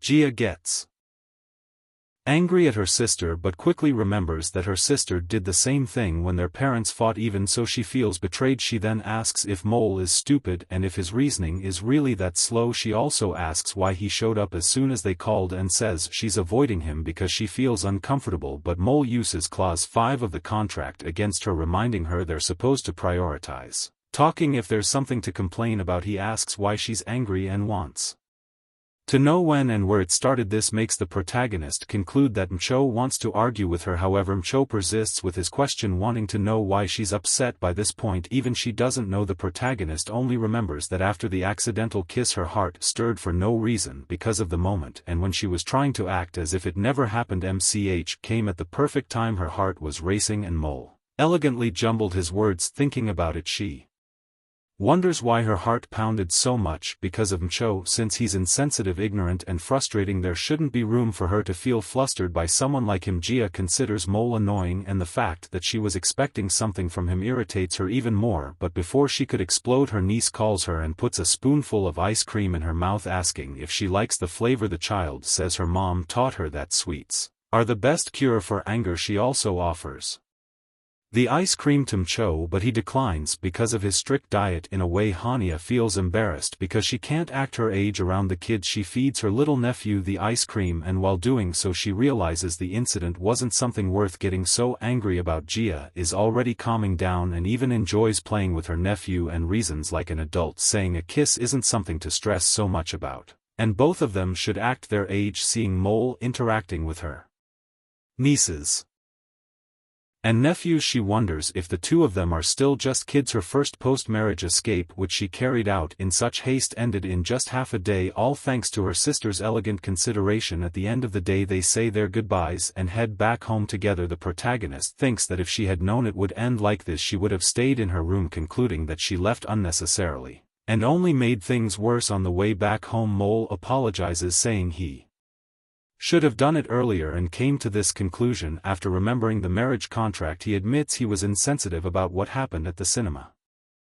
by suggesting that setting as their first kiss scenario. The protagonist is surprised by his gesture but asks if he thinks that's why she was upset. She says it was one of the reasons and adds that the reason he's apologizing now is because he thought she was angry. Hania points out that when they were kids every time something happened he would apologize, and it seems he hasn't changed that habit. However, in a way he really did do something wrong and deserves to be punished, just like when they were kids. She wants to flick his forehead and says she'll start with just one. Mole says her flicks hurt too much, and Gia asks if he'd prefer a punch instead. Naturally he changes his mind instantly before following through. She says she'll explain why she was upset first. The protagonist tells him that at the cinema they talked a lot about how their first kiss should be, and accidentally ended up kissing in an unexpected way. That's why she doesn't want their first kiss to be remembered as an accident. She then states she'll fix that. She holds Mio's face and moves closer to him, slowly kissing his forehead. Afterwards she tells Mcho to remember this well from now on because this was their true first kiss. On another day Mcho talks to Choi-san and essentially tells him that the story he shared about his first kiss with his wife was wrong. He mentions that the actual first kiss happened in front of his sister-in-law's house. Mole also explains that he misspoke earlier, which has now made his wife angry. Choi understands that since everyone at the company knows the old story and not the real one, Mcho is confused about how to clear things up, but Choi scolds him, pointing out that he's worried about something so trivial. He adds that after the party he was so tired he could barely talk, and now Mole is caught up in such a minor issue. Mole asks if something happened after the party, but Choi simply says he had a good meal and went home. Choi seems flustered and quickly says nothing much happened. Suddenly someone shows up and speaks to him. Choi realizes it's Son, who upon seeing him blushes in embarrassment. Choi tries to act casual but ends up looking awkward himself. Son, realizing the situation, leaves the area as if nothing happened, and Jean. Mole is the only one who doesn't understand anything. He asks Choi if he did something wrong to make Son leave like that, but Choi tells him to just stay quiet for a moment. Choi Senu recalls the time he joined the company and also his introduction to the team. Back then he loved knowing that his colleagues referred to him as the smooth talker of the company. What no one imagined was that most of the things he said about himself were lies, or at least he thought others believed them. In truth, Choi is an introverted guy who enjoys relaxing at home. He's the youngest in his family and grew up with 3 older sisters. Listening to his sisters argue all the time and talk about their female-related issues made him more attentive to women. This allowed him from an early age to advise his friends about women, giving tips and even encouraging confessions. Over time misunderstandings piled up, and before he knew it he had become something like this. Despite his current age he has never actually been in a proper relationship and has no personal dating experience, so waking up one fine day to find a woman lying next to him in bed left him extremely confused And embarrassed, it really made him think about all sorts of things like doubts about what to do next for someone as perplexed as he was. Manager Son softly apologized for what had happened. From that point on, Choi Sanu found himself completely bewildered. The first time he met the manager was actually at university, not at the company, when he was just a 20-year-old freshman. So Swan had a different personality back then. She was the head of the department, and already as senior, about to graduate. One fine day Son saw him doing nothing and made him carry some soldier boxes with the others. Her imposing presence made him feel a fear he couldn't even understand, and he only realized now, years later, that they are just 4 years apart. Currently Son is 33 years old, and Choi recalls what happened after Mito's party when the two of them went out to eat. Choi spent most of the time quiet while Son interacted with him and stirred things up. As she talked about the food, Choi thought that she was no longer just intimidating,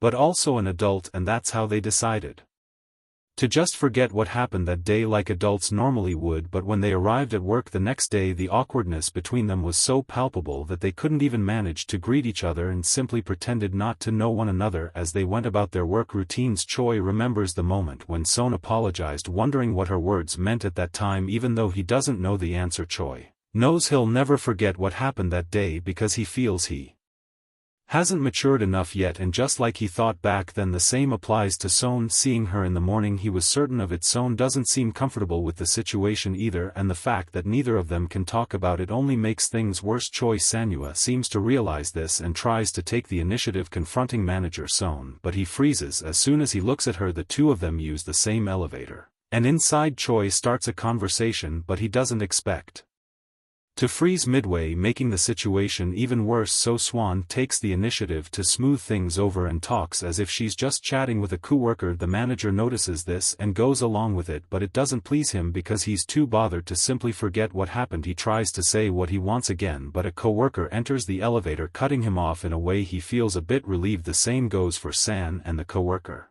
who has nothing to do with the situation, gets stuck in the middle, absorbing all the awkwardness. Later, Choi watches the time pass while working in his office and thinks how nice it would be if an earthquake happened right now so he wouldn't have to deal with these things, calling it the best day of his life. Choi really has no idea what to do. This is too much for someone who's always giving others relationship advice. After what happened in the elevator, he thinks it would have been better if he had just said nothing and pretended everything was fine, because that way he wouldn't feel so exhausted and self-conscious. Seeing his strange behavior, Ji Maital shows up and asks if he's okay. Choi responds that it's nothing, but in his thoughts he wonders why all of a sudden Jean Mole, who's usually clueless, seems so perceptive, and surprisingly he's taking care of him, even offering a cereal bar. This reminds Choi that Ji Mole is a married man, which theoretically makes him better at relationships than Choi himself. So Choi Sano decides to ask his colleague a question. He says there are probably times when Mole has arguments with his wife and they both feel awkward, and asks what he does to fix it. Jean Cho thinks this is the worst question for him to answer and remembers Hania telling him to keep everything about them a secret, but he also recalls the extra clause added during the welcome party allowing some degree of flexibility to keep their relationship lighter. So he decides his response will be flexible enough, saying he recently had a fight with his wife and tease attention she kissed him first, but this doesn't help his colleague at all. Choi then wishes the couple a long life together, hoping they live to be 100 years old. After work he walks and thinks that if this were someone else's problem he could easily solve it, but it's a completely different story when it's his own problem. Choi thinks that this kind of thing would be his sister's specialty, but he's hesitant to ask her for relationship advice. His desperation is so overwhelming that he swallows his pride and makes the call. In her house you can see a bookshelf filled with books and some trophies showing that his sister is well educated. When she answers the call she's surprised it's her younger brother. Cho Yenju, 32 years old, is the second eldest sister, and she asks what occasion prompted her brother to call, as it's a rare event. She's a romance novelist and an internet celebrity, which is why her brother asks for romantic advice for a friend. After hearing the story, Yendre understands that her brother's friend is close to a woman, but they ended up rushing things, leading to conflict in their relationship. He confirms this and says he wants the two to go back to being friends as they were, and asks for her help, promising to buy her something she likes in return. Yanu is an expert in this field, but she wants to clarify one thing first and asks if this friend is actually him. Knowing his lie didn't work, Choi San hangs up the phone. Yenji knows that No matter what, her brother is still a child. After hanging up, Choi Sanu becomes annoyed because as always his sister manages to be unnecessarily perceptive, leaving him at a loss for words. At that moment he just wants to talk to someone comfortably without being judged when suddenly Hania appears in front of him coming out of a store. It wasn't what Troy had in mind, but he concludes it might be a good idea. So he tries to start a conversation with her even though they haven't known each other for long, and he thinks that whether he pretends to know her or not it's still going to be awkward. In any case he tries to talk, mentioning that the store sells interesting things, and Hania agrees. However, she's also uncomfortable with the situation and quickly says goodbye, seeing her leave in such a hurry. Choi Sanu finds it strange, but Jia seems familiar to him, as if he's experienced something like this before. Then he has a flashback in his mind of a girl he met a long time ago who was very similar to Hania, but Choi Sanu knew her by a nickname, so he asked Ya if she is Chicken Hotfoot. The protagonist reaction gives everything away. She tries to deny it and pretends not to know what he's talking about, but Choi Sanu introduces himself as Yan's younger brother and says they met once or twice in their hometown. Han knows what he's talking about but feels too embarrassed to admit it. Choi Sanu realizes she's pretending not to know him, and recalls how she and his sister used to brag in front of him all the time. Jia says he's imagining things because she's not the type to do that, and if he's interested in sharing feet he can go to a market. However, Choi Sanu mentions the author of a debut novel. It's hot because it's summer, and her next work titled Why Can't I Become a Secretary. The name was blurred, but romance readers would have heard of it before the pseudonym Chicken Hotfoot. Choi is even certain she once gave him an autograph. In the protagonist's past there were moments when she wanted to work in a department or get a job instead of chasing her dreams, but she also wanted to get into a prestigious school. Somehow she made it to college but didn't live up to her potential, as she was tired of unnecessary gossip about others' relationships, which made her college days frustrating. At 22 she had nothing better to do, so she read romance novels but found them all boring. There was a time when Jia would lie in her room every day and read every romance novel she could find. She also had a friend who believed in her no matter what, Choi Yanu, who was also 22. The protagonist met her in a liberal arts class. She was the quiet and shy type of friend. They met once or twice a week. If she had to mention one unique trait about her, it would be that Yen loved reading more than that. She also loved writing, and the protagonist was always reading her drafts, which embarrassed her friend every time. But the reason was that Hania loved what she wrote and always encouraged her to keep working on her stories. Once her friend wrote a romance novel for a contest and Jia liked it so much that she encouraged her to share it with more people. Eventually Ji herself found writing fun and asked her friend if she should try it too, even though she was clearly quite shy. Choi Yen just said it only depended on her friend. However, what the protagonist didn't expect was that just 3 months later she would be called a writer, and her friend would debut right after her. Thinking about it, Hania concludes it was too much. What started as a joke turned into something serious. She also thinks they should have contacted her before the award ceremony and asked if she really wanted to use that pseudonym Chicken Feet Lucky Charm. The protagonist wishes she had thought better and chosen a wiser name, but she had unnecessarily eaten chicken feet on the day she registered for the contest. With her secret suddenly revealed, she agreed to talk to Choi Senna. He asks if she's been doing well addressing her by her pseudonym, but the protagonist insists she has a name and would like to be called by it anyway. Choi says he didn't expect her to marry his colleague and asks how that happened. However, Hania says she doesn't know either. Choi-san asks how that's possible, but she insists they changed the subject. He already shared the matter that was bothering him. Choi Sanu insists it's not about him, and Jia agrees to talk about the friend he has with the same name. The protagonist acknowledges he's bothered but asks if he doesn't find it wrong. Choi Senan was simply replies that he doesn't want to fight, only consult her soon. Hania says she has a problem too and recalls a saying that a person can endure the same problem up to 3 times if they're patient. She then says she's already endured 3 times and is still angry, asking how she can vent. Choi Sanu asks if it's really anger, and Gad doesn't like his response. She then returns to Choi Sanu's problem with the awkward situation he has with a woman. He insists it's not about him, but the protagonist has a doubt and asks if he needs someone to talk to about it or someone to pee him to move forward. This response leaves Choi Senu deep in thought, but he quickly tries to steer away from the subject. Hania says that if the person has no interest, then he doesn't need to think so deeply about it. After discussing this matter, Choi Senu walks back to his home and thinks his sister and Hania have something in common. Both Are writers without empathy, but regardless he knows what he wants to do now. Shortly after he makes a call, and so Swan, who is ready to sleep, sees his name on her phone screen. This shocks her because she wasn't expecting something like that. Even so she answers and Choi asks for a moment of her time. She says she can talk and asks if something happened, but Choi just says he wanted to hear her voice, so Swan is confused and asks if he's drunk. Choi Senu replies that he would like to go out for a drink, but that it's not polite to pretend to be drunk to say what's on his mind. He also says it's a shame to only hear her voice because he'd like to see her in person standing in front of her house. Choi San asks if they can meet, so Swan feels extremely uncomfortable and says it's too late to go out and asks if they can meet tomorrow since it would be difficult for him to come to her house, but Choi states that he's already at her door. He also says he won't take long, at most 20 minutes.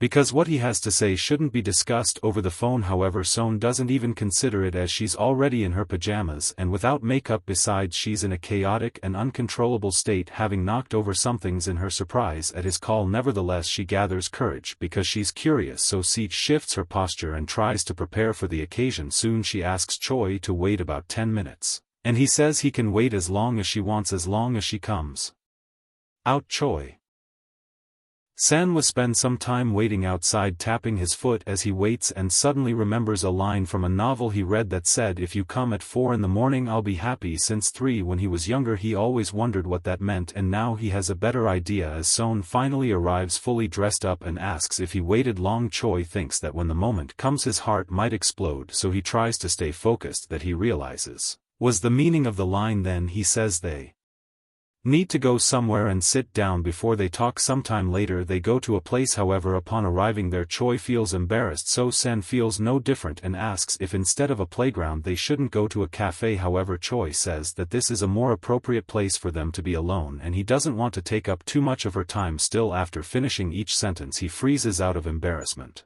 In his mind he knows he must take the initiative and he stands up, positioning himself behind Son Swing, asking if what happened that day is really something they should pretend didn't happen. Son definitely didn't expect this and asks what they should do instead if they don't pretend it didn't happen. Choi replies that he can't just do nothing, crossing his arms and waiting for her response. However, Son says he's an expert on the matter and even gives love advice, but Choi says he realized the difference between knowing and experiencing. Then he kneels in front of her and says that if she truly wants him to forget that day then she should at least teach him how to do it, claiming he doesn't know how to do it on his own. So Swan blushes at this near confession. She thinks for a moment before speaking, but she says she doesn't know how either. Soon Choi Senu is quite surprised because she was acting as if she didn't know, so Swan states that she doesn't know how to forget things and just pretends to forget them, admitting that deep down in her heart she also hopes that day won't be forgotten by either her or him. The scene cuts to Mino's house. As soon as Hannah arrives she starts eating and Jean Mole stands still for a moment, then says that she's gained weight. The protagonist nearly chokes upon hearing this and asks who Mole is talking to. Jean Mole is confused by the question and says it's obvious he's talking to the rat since she's heavier now, asking if it's because of the colder weather recently. Gia relaxes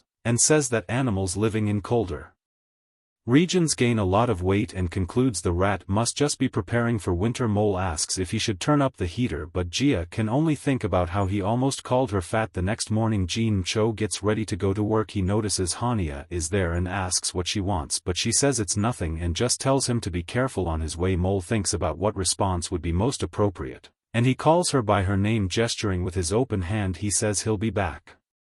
Just like the Terminator. Somewhat embarrassed, G just tells him to stay in the shade. In her thoughts she wonders what's wrong with him. Mino thinks he nailed that line and Gia can only think he must have figured out she's been giving more treats to the rat lately. The cat has an automatic feeder that dispenses 30 grams of food a day, but she really has gained weight because Gia has been giving her more treats than usual. As she feels bored she thinks that no matter how healthy the rat seems, her food amount is still very small, and she even cries begging for more. Hania learned to get the cat's paw and the cat learned to get along with her. The two communicate well and the protagonist finds her very clever. As a reward she offers treats and says she enjoys this type of relationship. However, she doesn't understand why the rat has gained weight because in addition to exercising the To play when Ji is bored she picks up the rat and asks how much more weight she can gain and based on the weight concludes that she has indeed gotten heavier. Jia checks her phone and remembers she's been using the food delivery at the lot. She looks at the scale, something she really doesn't care about, but it hasn't moved. She wonders if she's also gained weight but looks at the scale as a cruel object. However, she still has doubts,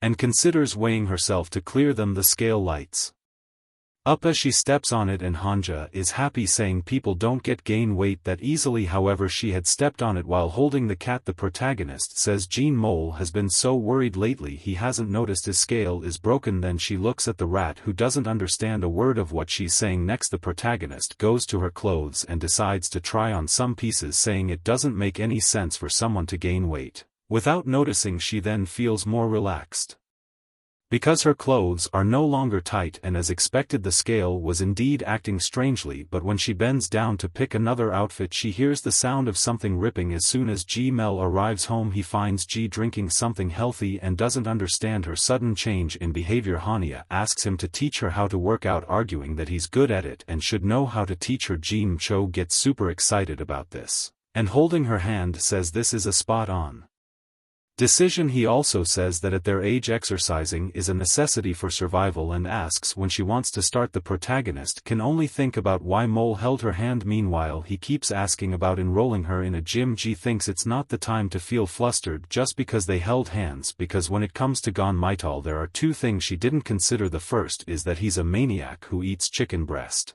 even during holidays, and the second thing about him is that it's impossible for an office worker to go to the gym every day unless they're crazy about exercise. While Hania is lying exhausted on the floor, Ji Micho keeps talking about working on her lower body. At another moment a meteor cuts through the sky and the protagonist tells Ji Encho that an asteroid which was far from Earth is actually going to hit it. With that she asks what they should do since this is humanity's last night, and Han wonders what humans would do to make their last night meaningful.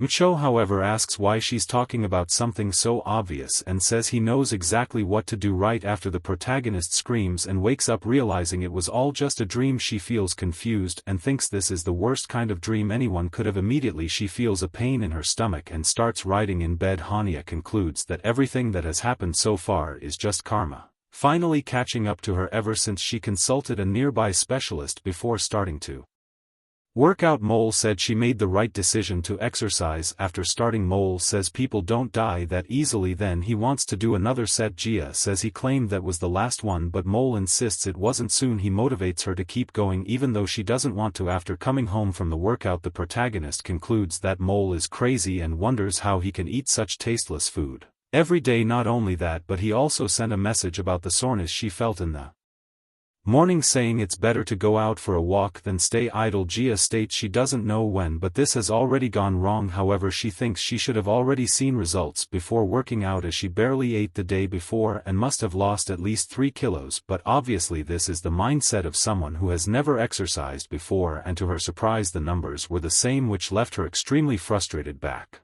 at the gym, M says he'll try a very effective workout and explains it's an exercise that will make her completely healthy in just 3 minutes. However, he notices she won't fall for it, but he starts anyway, telling her to correct her posture and put strength in her feet compared to what she's done so far. This is nothing. That's what the protagonist thought before starting, and she realizes why this exercise is counted in seconds, as she thinks there can't be a single person who does this for minutes. She also notices that Mole trains intensely and that not just anyone can keep up with him. At times he alternates between 100 and 150 kilos. However, after he finishes a set of deadlifts a woman approaches and asks if he works at the gym. Cho replies that he doesn't, he's just training. The woman says he's so polite and professional while working out that she thought he was a personal trainer. Then she says it's her first time at the gym, and if Mole doesn't mind she'd like him to show her how to use the equipment. In his innocence Mole agrees. Watching all this from afar, Hania loses her mind. The girl points to a machine and asks what it is. Mole explains that it's a back machine and says the basic principles of using exercise equipment are all the same: steady position, focus on posture, and don't strain the joints. She also says that with this equipment she focuses on her back muscles rather than her shoulders, and it's better to hold it slightly above the clavicle for up to 3 seconds. She comments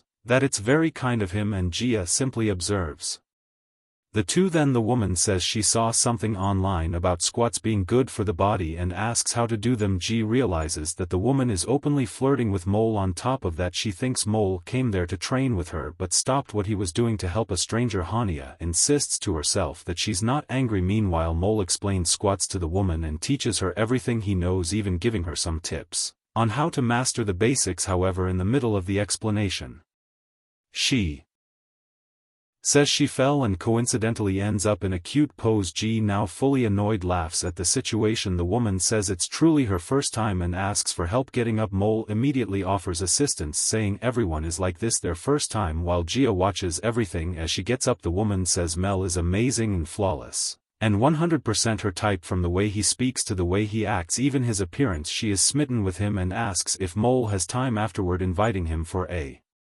coffee. Han doesn't like this situation and tries to get Mole's attention, but she reminds herself she has no right to stop him. After all, their marriage is only real on paper. She recalls how they promise not to interfere in each other's business and to respect each other's private lives. With that, she thinks it would be better to just leave and act as if she knows nothing, but before she can do so, she hears Mcho decline the invitation. He is determined not to accept and apologizes, stating that he's a married man. Moreover, he knows Hania is nearby and heads in her direction. Cho places a hand on her shoulder and tells the stranger that this is his wife. This action leaves Ji extremely surprised, not only her but also everyone else in the GY gym. Some even find it amusing to see Mole holding his wife, as the protagonist expression shows her discomfort. The woman who was flirting with Mole is also shocked, as she never expected this to happen. She's surprised to learn that Mole is married. He asserts that he is happily married and introduces Ji as his wife. Mole also says that there's no room for anyone else in his marriage and he's content with everything. Hearing this, the woman at the gym feels embarrassed and says he should have mentioned he was married. However, Mcho points out that she didn't ask. She admits that's true and apologizes to both of them, then leaves, finding the entire situation too awkward. Shortly afterward, Mole asks Jia if they should leave too, and she agrees. However, the gym elevator is out of order, so they end up taking the stairs. The protagonist's face is burning with embarrassment and she feels like she might die from the awkwardness of it all. Hania also notices that Mcho referred to her as his wife in front of everyone. This reminds her of a previous conflict where she often wondered how Mcho would refer to her in public. Now that she's been called his wife, she feels even more flustered about everything. Her embarrassment is so overwhelming that she crouches on the stairs, wishing she could hide like an ostrich. Mole asks if she's okay and offers to carry her on his back if she's tired. Hania insists she's fine. Meanwhile, she wonders if Mole is popular with women, and looking at him closely, she thinks his appearance is quite good. She then asks if things like this happen often. Mole is confused. Jia clarifies her question, referring to women hitting on him at the gym. Mole responds RESP that it happens sometimes, and after working out they invite him to a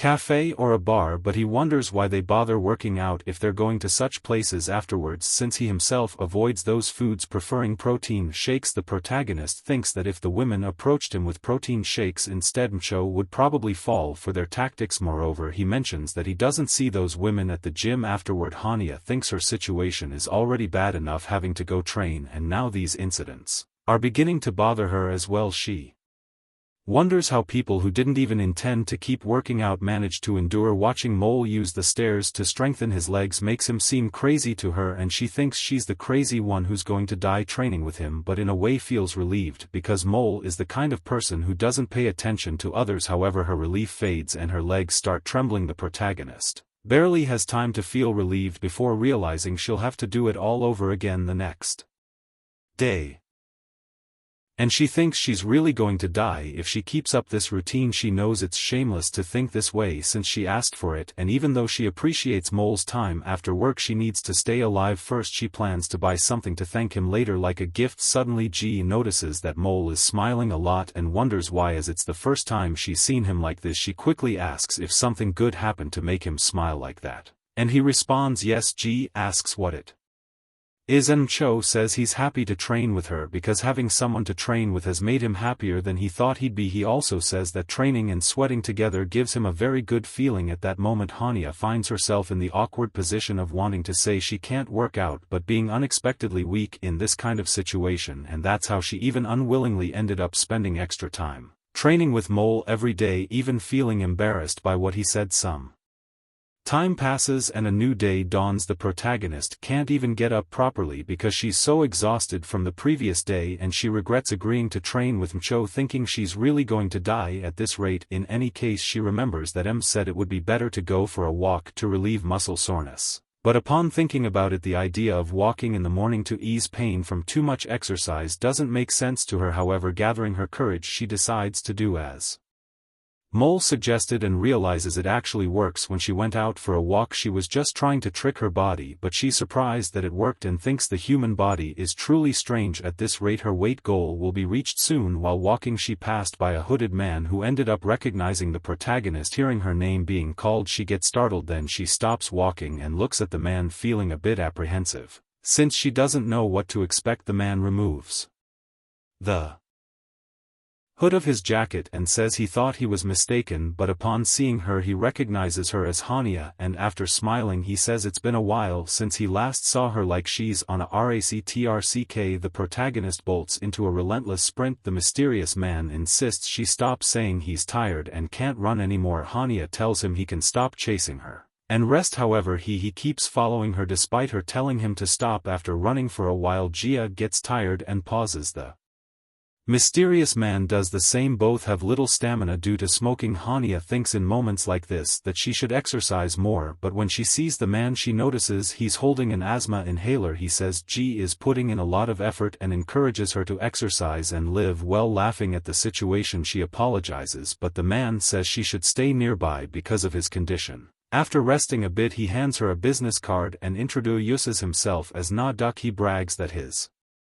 card also functions as a ruler, but the protagonist says it's not correctly measured, but he explains that he deliberately put the wrong scale. The protagonist asks why he did that. Na Yengang Duck, a former producer, says that it's also part of marketing. Na Yengang Duck explains that it immediately sparks curiosity and the question initiates a brief conversation. He says Gia must think he's an idiot and claims that's intentional, meaning he achieved his marketing goal. Immediately Hania wants to throw the card away, but he insists that since they're in a park it's inappropriate to litter, so she doesn't. Then Na Duck asks what she's been up to lately. He also asks if she's still writing. With that, she realizes he's suddenly steering the conversation to his intended topic and wonders if she should start a battle of insults. However, Na Duck says that when a writer and a producer meet, it's a regular greeting and asks her not to get angry. And regarding what happened back then, he apologizes and says he's truly sorry. Hania tries to remember what happened, but Nong Duck's phone alarm goes off and he realizes that the meeting he thought was scheduled for the next day is actually today, leaving him in a panic. Before leaving, he says it was nice to see her again and that he hopes for another chance to meet her, asking Gia to call him so they can arrange something. However, this desire is not mutual. After he leaves, she puts on her cap and thinks about what he said. Looking at the card he left behind, Gia crumples it immediately but doesn't throw it away because of the trash disposal rules, thinking to herself that she's not crazy enough to call him at night. In Jean Mole's house, a candle at dinner is set on the table. Jean Minol, wearing his usual clothes, is utterly confused seeing Hania in front of him, excited about the food and eating with great joy. Not knowing what to make of it, Jean Cho feels uneasy and tries to talk to her. He says he really doesn't care what she eats or doesn't eat, but asks if she should be eating like this, all dressed up with a napkin, fancy cutlery and a protein shake in a wine glass. Gia responds that she's just trying to feel good regardless of what she eats, as long as it's what she usually eats. Mcho finds this very strange, but she couldn't care less. The protagonist explains that it's just vegetable she eats daily and grilled chicken breasts, and she only did this to feel better. She asks if Jean Mole isn't happy about it, but he insists it's not the food that's bothering him. Jean Mole notices something different about her behavior. The protagonist was trying to act eccentric to lift her mood, but instead she only managed to annoy Jean Cho, who sat across from her back in her room. She wonders what's wrong with her, since she's not the type to get down over things like this, and she ended up making Mole uncomfortable. She also remembers her old friend's sister and the producer from earlier, wondering why she keeps getting involved with such irritating People from her past. She quickly thinks fried chicken and soldier would be perfect for this situation, but she tries to stop thinking about it because she needs to control her weight and has been doing well so far. She knows that moments like these are when she grows stronger and affirms to herself that she can control her urges. However, in the middle of her internal battle, she hears someone knocking on her door and Jean Mole asks if she can come out for a moment. Hania asks why, but he only insists, so she goes out despite being tired. She steps out and asks what's going on, but when she sees Jean Mole, she's surprised. Mole extends his hand to her, properly inviting her out, and all dressed up ask her for a dance. The protagonist definitely wasn't expecting this. She feels extremely flustered and tries to retreat to her room, but Jean Mole holds the door and asks her to wait. Hania ends up stepping out of the room despite her embarrassment, and Jean Minol also freezes up. They both sit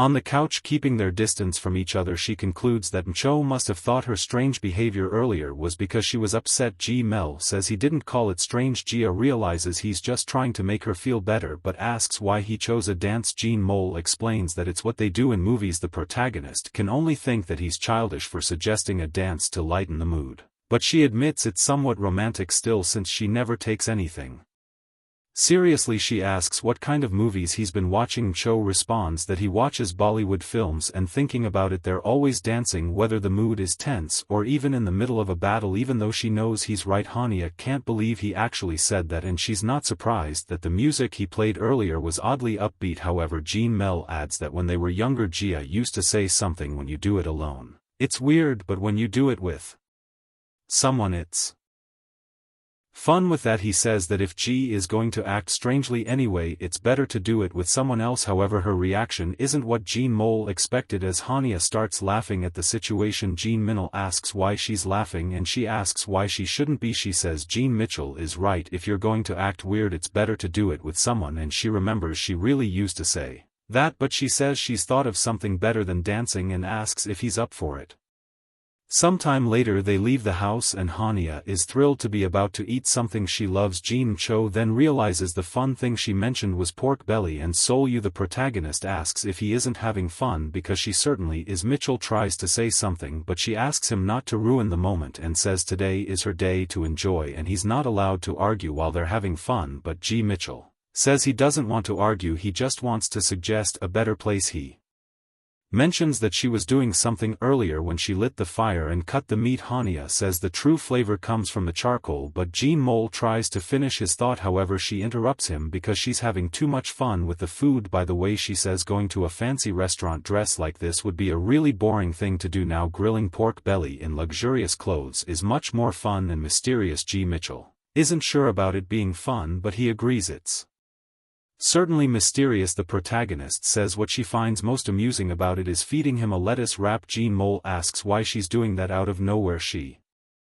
responds that she wanted exactly that reaction. She also says days like this make her want to do things she normally wouldn't and that she just wants him to go along with her. She hands him the food with a mischievous look on her face. As soon as Jean Mittal eats it, he realizes it's very spicy and asks why she did that, and Han just laughs at his reaction. After that they go to karaoke and the protagonist sings her heart out, even hitting a high note. She tries to convince Mcho to sing afterward, but he refuses. Then they walk to another place. As they step onto a specific spot, Hania remembers playing with G. Mole as kids, pretending the floor was lava, and thinks others might find it strange, but she didn't realize how wonderful it was to have someone accompany her in moments like these. Next she puts on a horn tiara, but she's the kind of person who feels embarrassed afterward. The protagonist finds Mole even more embarrassing because she sees him holding a butterfly toy from his childhood, but she remembers she was the one who gave him that toy. Ji Mcho says playing like children is definitely fun. However, Han asks him to stay quiet for a while, thinking that as embarrassed as she is, she should just say what she needs to. Then she gets Mino's attention. Hania thanks him for staying with her during this time. Ji Mcho gets worried by her saying this out of the blue and she notices his reaction. He asks if CH isn't hurt,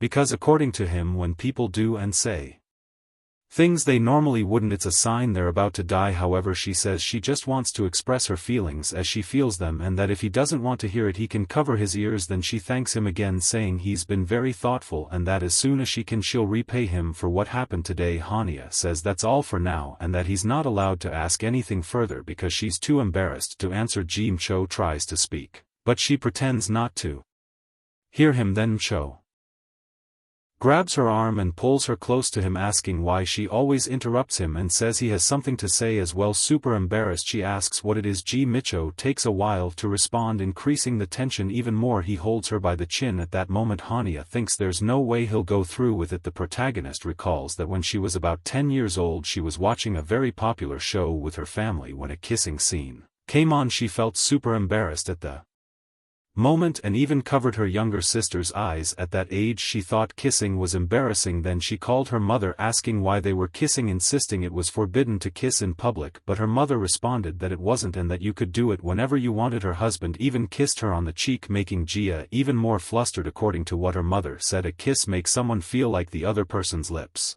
belong to them. It's not a feeling that appears out of nowhere. She didn't understand this when she was younger, but now that feeling is about to surface. Micho moves closer to her while holding her face. Hania prepares herself by closing her eyes and stays like that for a moment. Her nervousness only grows to the point where her hands are trembling, but Micho simply removes a loose thread from her clothing, saying that the way it was stuck had bothered him all day and that he would have died of frustration if he hadn't taken it out now.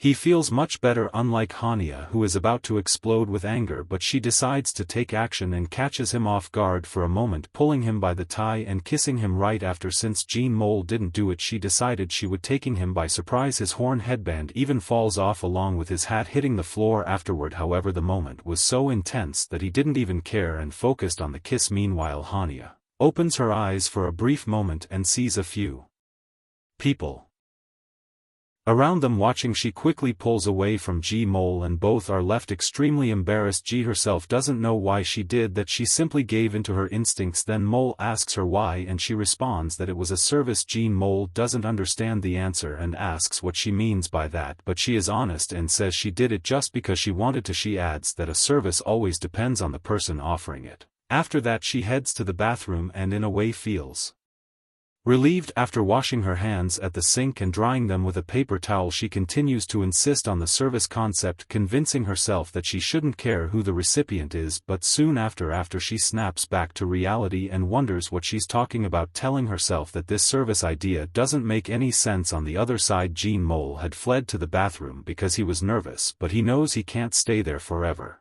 Hania tries to understand why she kissed Micho, thinking it must have been because she was dazed by him almost kissing her. Even now Gia can't believe she did that. She recalls telling Choi that if there isn't at least some mutual interest there's no need to overthink things, but now that the situation involves her things are different. In her mind she revisits a few memories, their walk on the beach and the moment she first saw Micho without his glasses. These memories make her heart race, and she's starting to understand why. She remembers the time Micho cornered her against the wall, the moments before she fell on him on the escalator, the time she decided to train with him and ended up touching his hand, and even when he called her his wife at the gym in front of everyone. All of this reinforces her feelings for him. The protagonist feels torn about whether to give into these feelings or not, but she tries to brush it off, convincing herself it was nothing. Micho, on the other hand, seems to be trying to do the same.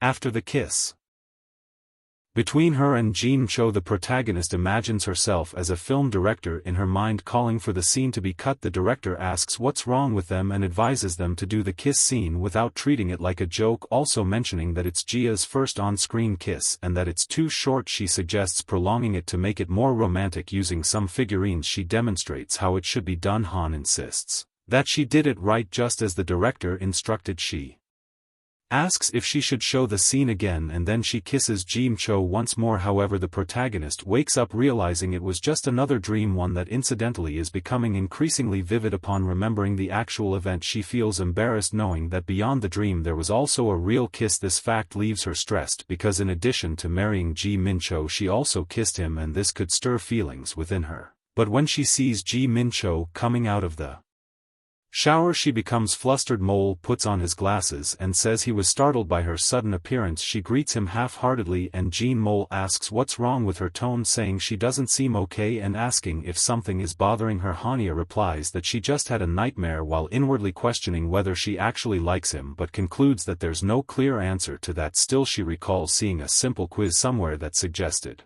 focusing on someone as they eat, and if you like the way they eat, then the answer is yes. The protagonist isn't if that's accurate, but when she looks at Mole, he's drinking his food. Hania wonders how she's supposed to evaluate that and if it even qualifies as eating. However, she concludes that she can't judge him based on that alone. She thinks she can base it on the last time they ate together, recalling the previous day in the spicy food. But quickly the scene of the kiss takes over her mind and she hits her head on the table.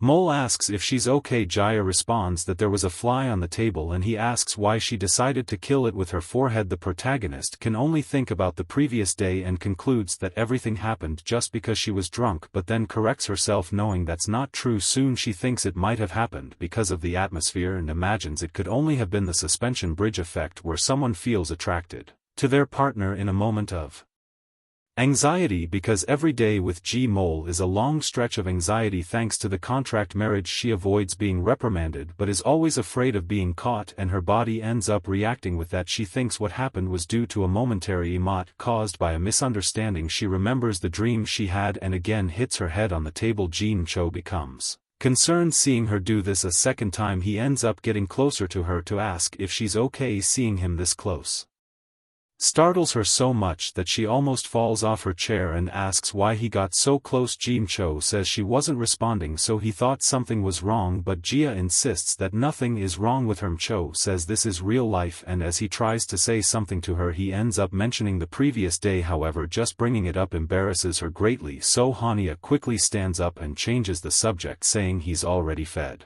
and can go to work. She says she'll wash the dishes so he can just leave them on the table. After that, she simply wishes him a good day at work and locks herself in her room. Mole didn't expect her reaction but realizes now isn't the best time to talk about it. Soon after, he heads to work. As soon as he arrives, Choi Sanu notices something different about him and says his colleague must have had a busy morning. Mole doesn't understand, so Choi points out his mismatched socks. Then Cho goes to prepare coffee, but while separating the ingredients from the packaging, he gets confused and instead of throwing the packaging away, he throws away the coffee and ends up holding the packaging. Soon he feels a bit disoriented and, without realizing how distracted he is today, ends up drinking plain hot water and burns himself. As he touches his mouth, he remembers the feeling of the kiss they shared in Han's face right in front of him. After that, he recalls that she said kisses are up to the person who offers them, but this entire situation leaves him feeling unsettled as well. He removes his glasses to think more clearly and spends a moment reflecting on it, wondering what he should do now. Later they meet again at the gym, however the usual atmosphere hasn't returned yet. Since Cho couldn't think of anything better, he decided to bring her to train, saying she's already done the hardest part, now it's time to build some muscle. So he wishes good luck, and she returns the gesture with a smile, wishing him good luck too. The protagonist is still thinking about what happened 20 hours ago, insisting it was a mere accident. She tells herself the kiss might have seemed intentional since she had a goal and a reason, but it's far too embarrassing. She's at the gym struggling with this to the point of having strange dreams, while Mole shows no reaction even though she knows he's always been like this. She thought he might act differently. After that, Mole approaches to whisper something in her ear, but she gets startled by him saying he appeared out of nowhere. Mole tells her she wasn't responding and asks if she's finished warming up. She replies that she has. Then Mole asks if she's ready to start that, but Jia has no idea what that means. He explains he's talking about the bench press and reminds her they discussed it on the way there, but the protagonist was too distracted, lost in thought. Then she remembers seeing the equipment before on YouTube. Hania asks if it's safe, because she saw a video saying someone could end up stranded and injured. It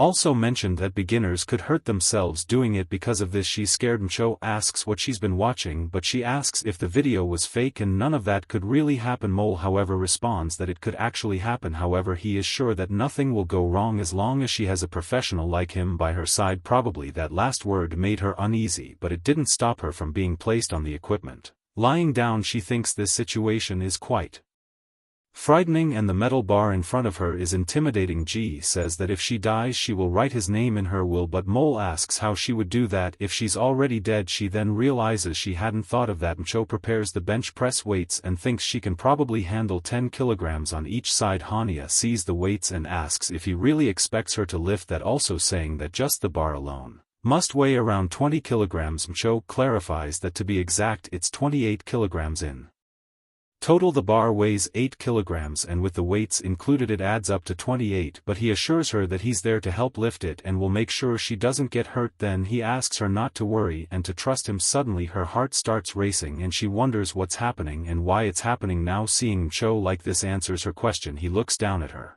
and seeing him like that makes her feel embarrassed. However, she decides to start the workout while everyone else is training.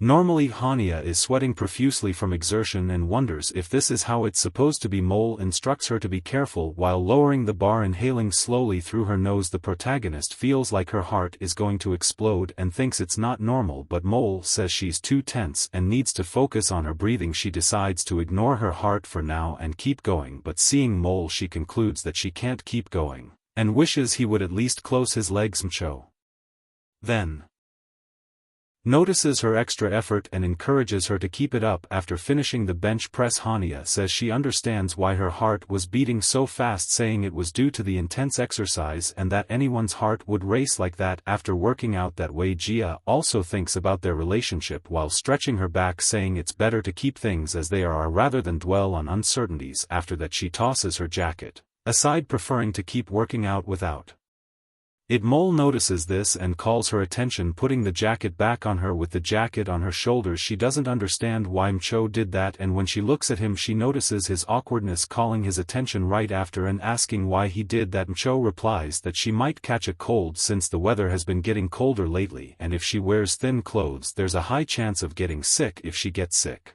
after exercising she might feel discouraged and stop training. Jia admits that's true and agrees to put the jacket back on since catching a sudden cold is pretty bad, but soon after she stops pretending to believe that and tells Mole he's talking nonsense, claiming it makes no sense to catch a cold from not wearing a jacket since everyone else is training in light clothes, so they'd be just as susceptible to getting sick. Mcho realizes she has a point. The protagonist notices something strange about him and decides to tease him a bit. She then asks if wearing thin clothes bothers him and makes him nervous in some way in the most random way possible. Mcho takes off his shirt and Hania says he's crazy, insisting that Mcho put his shirt back on. He asks if it bothers her, but Ji asks what kind of nonsense that is, saying she doesn't understand why it would bother her. Mole says he doesn't know about her, but it bothers him a lot, so he insists she stay properly dressed, and as calmly as possible helps her zip up her jacket, realizing he was bothered.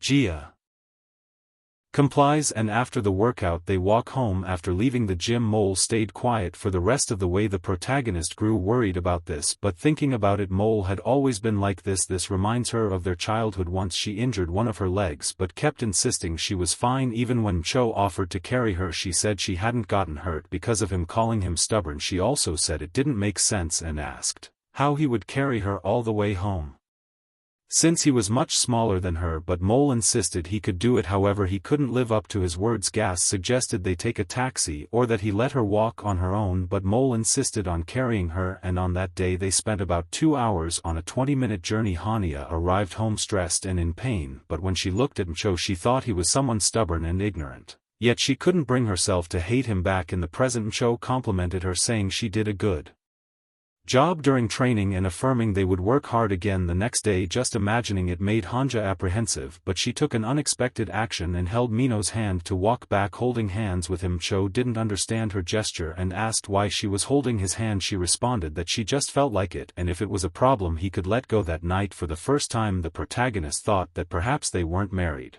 just for the contract but also for love. Meanwhile, Jean Cho walked awkwardly holding her hand. However, Hania couldn't think of anything else. She kept wondering if their bond could have started differently, but she concluded it was just another night spent thinking useless thoughts far away in another place. Inside a city restaurant, Yenju was enjoying dinner with fine wine accompanied by Nong Duk. The two were on some sort of date. Suddenly Nong Du told Yenju that he had recently met Hania. Yenju didn't like hearing this and pretended not to recognize the name, but Na Yen Duk pointed out that there was only one Hania they both knew. He said he was working a few days ago when he saw her and that her attitude hadn't changed. Nong Duk asked if she remembered the day the three of them first met, and when he gave his business card which he had made himself, Yenju apologized and said she didn't mind hearing about it, but she wanted to finish eating first, saying that she had been served premium meat and meat always tastes bad when it gets Cold Duke forgot she didn't like talking during meals and apologized but insisted he was talking about work. In his thoughts he realized Yenju was calmer than he had expected, and looking at her wondered if Yenju had already moved on from that. The story shifted to Choi Swa. It had been a while since he last appeared. He was as he always was, with birds chirping and flowers blooming. A flashback showed what happened the last time he and Son met. She had said that she too wished that day wouldn't be forgotten, both for her and for him. Then So Swan wanted to say something but hesitated. Choi Sanu grew anxious and asked what she was going to do and waited for her answer. However, Son backed out and said they should end it there, but Choi insisted she couldn't say that now. He said leaving someone curious was the worst thing to do and asked if she was looking for ways to make him angry. He told her she knew he wasn't the type to get mad about being rejected, so he wanted the truth even if it was arrogant. So Swan admitted she knew this and was scared because of it, but she agreed to be honest, saying she was afraid their relationship would change. She said Choi knew about her bad personality and that she wasn't good with people, and he was the only one she trusted to talk about moments like these, so she was afraid of losing that and also feared that a single sentence could destroy their relationship.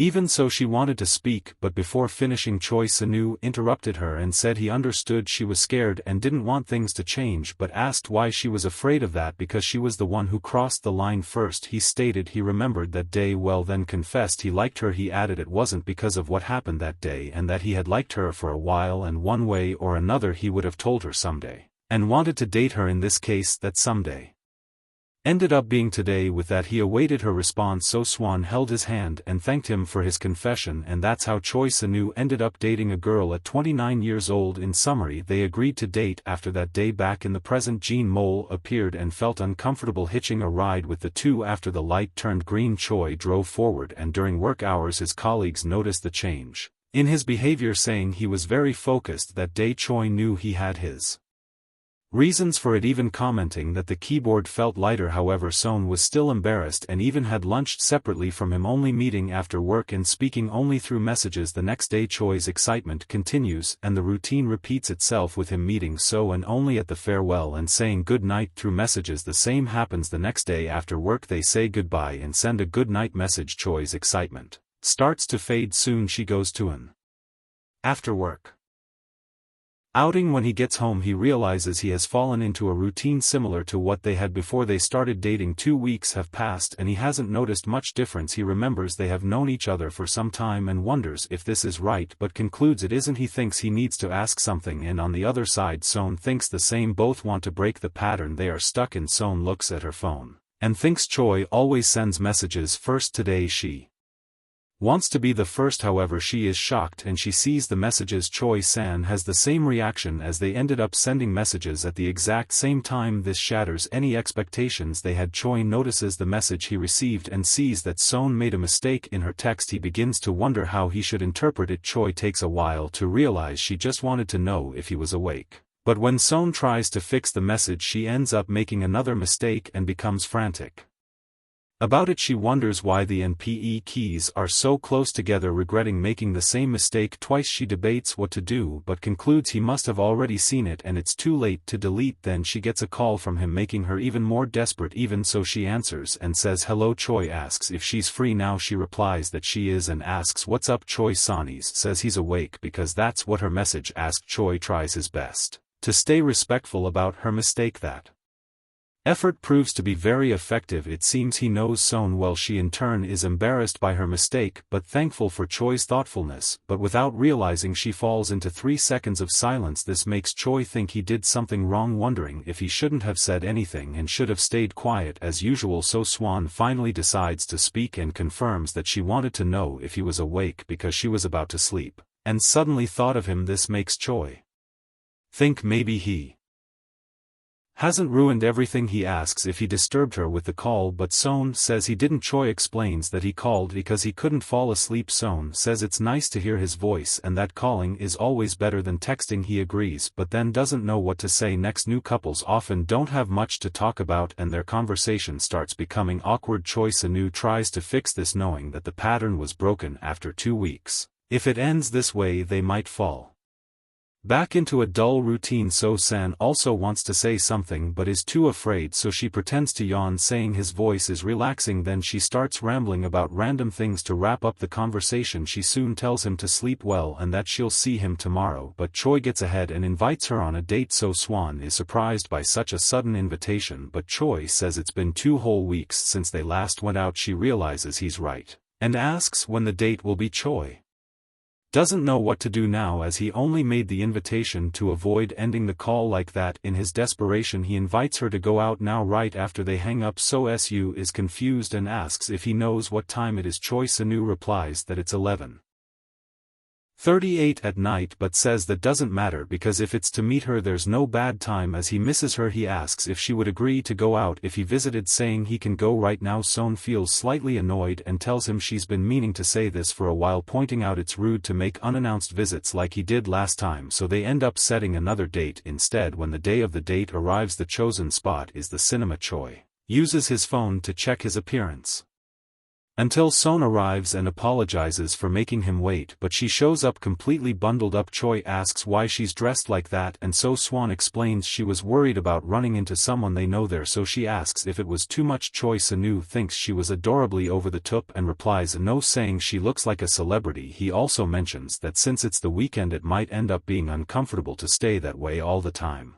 and in any case there's a very low chance they'll run into someone they know. But to their surprise he ends up encountering Hania. However, upon seeing her he is captivated. After all, he's been a long-time fan. His girlfriend on the other hand is not pleased and hides behind him. They quickly realize they've landed in an awkward situation. Choi is at a loss for words and an uncomfortable silence fills the space. The protagonist decides to break the ice, saying he must be there to watch a movie. After all, she took advantage of the weekend for the same reason, though she didn't expect to see them there. Choi greets her and tries to remain polite, thinking about how his first date at the movies has coincided with running into his colleague's wife. He asks if Gia likes watching movies and she responds that she does. However, Hania soon notices the girl hiding behind him. This is exactly what Son didn't want, and she tries to slip away unnoticed. Choi quickly catches on and signals to Hania to pretend she didn't see her, though she doesn't understand why, but soon she recalls their earlier conversation and concludes that this must be the woman he mentioned before. Hania is glad they seem to have reconciled because the brother of a friend who once sought her advice about someone seems to have reached the dating stage, and the girl resembles someone she knows, so she tells Choi he managed it, though he insists it's not what she thinks. So Swan tugs on his shirt and asks what they should do. He replies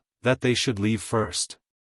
Hania remarks that it's not even night time yet and wishes him a good day, leaving Choi utterly flustered. Afterward he heads to the restroom and wonders why of all places they had to run into Gia there. He hadn't anticipated how awkward it would be to meet someone he knows on a date. So Swan asks if that was Jean Mino's wife. He replies yes and admits he didn't expect to meet her there. His girlfriend says it might seem a bit rude, but she mentions that they looked close and asks if he knew her before. However, Choi does something unexpected for her and ends up hugging Son. She doesn't understand what he's doing, but she finds herself liking the embrace. With a packet of Spaghetti Man's tomato sauce in hand, G. Mitchell appears delighted he managed to buy one and thinks it would have been nice if Hania had come to buy with him. Choi Sanu notices his colleague approaching and hides with his girlfriend. So Swan takes a deep breath and Choi pulls back slightly. So Swan realizes her breathing is warm and her heart is racing. She wonders how long they stayed like that, as it felt like their lips might touch if they weren't careful, but she thinks about what would happen if they accidentally touched. They end up pulling away at the last second to cover up. Choi San comments that it's really hot there. So San agrees, saying the ventilation in the open space might not be working and wonders if the air conditioner in the cinema is functional. Choi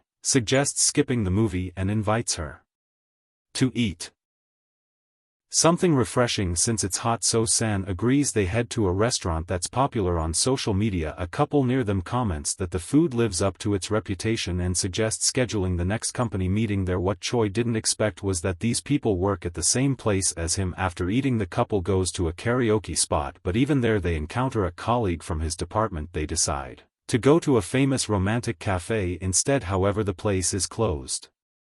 And Toy wonders why all this is happening today. He asks Son why they're running into so many coworkers on the weekend. She responds that she's not sure and that maybe people just don't want to stay home while eating. Son ends up getting her face dirty and Choi cleans it for her. Afterward he licks the remaining ice cream from his finger but realizes he's done something strange in front of her. So Swan asks why he did that and he simply replies that he didn't notice. Still he feels happy. He knows it's time to end the date but he doesn't want it to end just yet. The two had done everything Choi had prepared in advance and now he can't think of anything to say. Even though he doesn't want to end it yet, he knows he has to stop for now, so he pulls over and asks if she wants to go inside. So Swan feels extremely embarrassed about this but Choi doesn't understand why until he looks at the sign of the place and realizes he didn't stop where he intended to, becoming completely shocked by his blunder. Choi Sanu notices the huge mistake he made and tries to think of a solution but his mind goes blank. Regardless, he grabs Son by the arm and quickly takes her away from there. Son blushes slightly and asks if the place Choi wanted to enter was a claw machine arcade. Choi responds yes, it couldn't have been anywhere else. In his mind Choi thinks he's saved since the arcade is close to the other location. Knowing that, Swan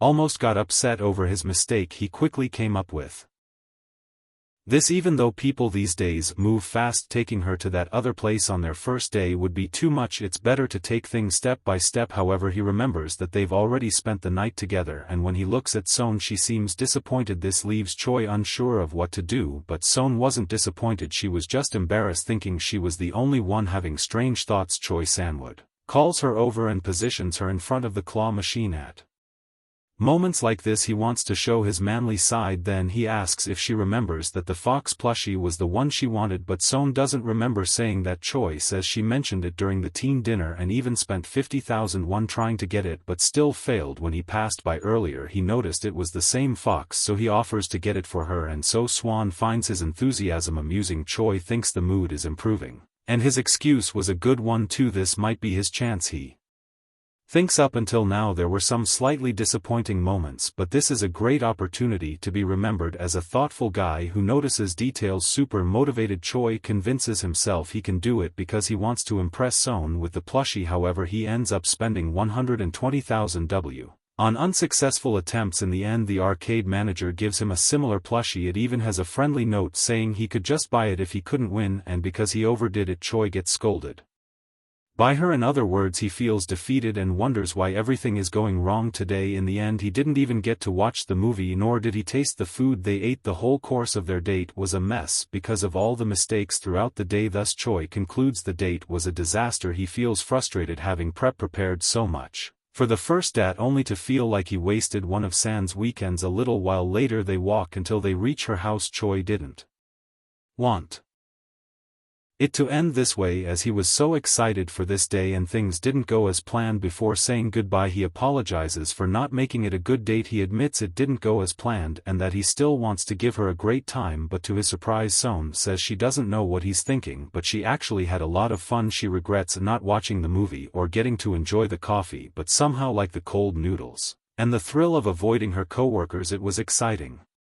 She concludes by saying that in the end she really enjoyed the date to the point that it's a shame to go home. In a way, Choi San feels relieved, telling her to look forward to their next date because he's determined to get that fox plushie with his own effort. And as for the next date, he promises it will be even bigger. Even though today wasn't entirely satisfying, next time will be better. Son tells him to keep his voice down as someone might overhear and misunderstand. After dropping So off at her house, Choi Sanu goes to his parents' house and arrives full of emotion, saying he loves everyone and hugging them. His mother thinks it's strange he hasn't visited in a while and now he shows up unannounced. She wonders why. Meanwhile at her home, So Si looks at her plushies and thinks she got another one, feeling happy even though Choi didn't manage to win the one she wanted. So San thinks he's always like this, saying nothing and just smiling. She jumps onto her bed with her stuffed toys, blushing as she thinks about Choi. Meanwhile at the same time in another place, Mole and Gia are watching one of the Noodle Man movies. The rat is asleep on Gia. Mole is dozing off leaning against the couch and Hania is the only one awake, feeling super uncomfortable because she just realized where she had laid down before this. Gia had called Mcho, inviting him to the cinema to watch Star Wars. Upon arriving at the cinema, Gia said she was on a diet,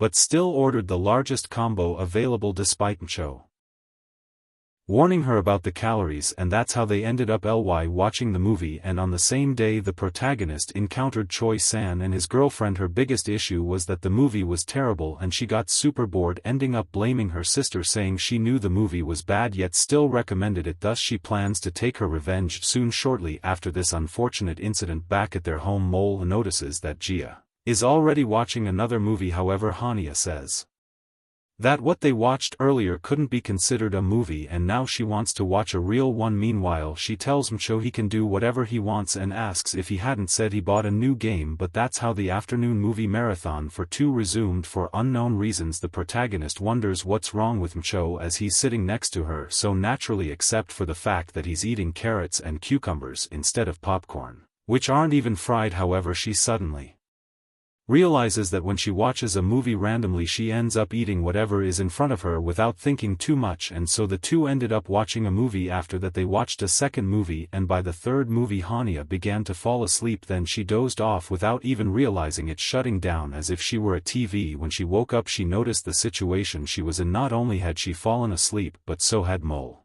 and the rat. Additionally, she found herself in an embarrassing position. Jean Mole also woke up and noticed she was no longer sleeping. Soon he asked if she slept well. Then the protagonist let out a scream and jumped up in a panic. Mcho was confused by her reaction and asked what she was doing. Hania replied that she was exercising. She asked how long she had slept on his lap. Jean Micho replied that it had been about an hour, making her even more embarrassed. He said he also ended up falling asleep and thought that 4 movies in one day were too much. However, Jia could only think about how vulnerable she must have looked sleeping like that. Mole asked if she wanted to continue from where the movie left off, but she replied no, saying she had seen the movies before. After that she didn't know how to react and thought that despite having slept for a while, Jean mentioned had also slept. The worst thing that could have happened at that moment would have been a kiss, but thinking about it made her incredibly nervous, and she stood up saying she was just stretching. She tried to convince herself that nothing had happened, but to be sure she decided to ask, so she asked Jean Micho if anything had happened while she was sleeping. In response, Jean Micho said a lot had happened and she was shocked, but he was referring to the movie, and the protagonist felt relieved because she knew how he was and that he wouldn't have hidden it if something had actually happened. Looking at him, Jia thought that not even Jean Mino's mother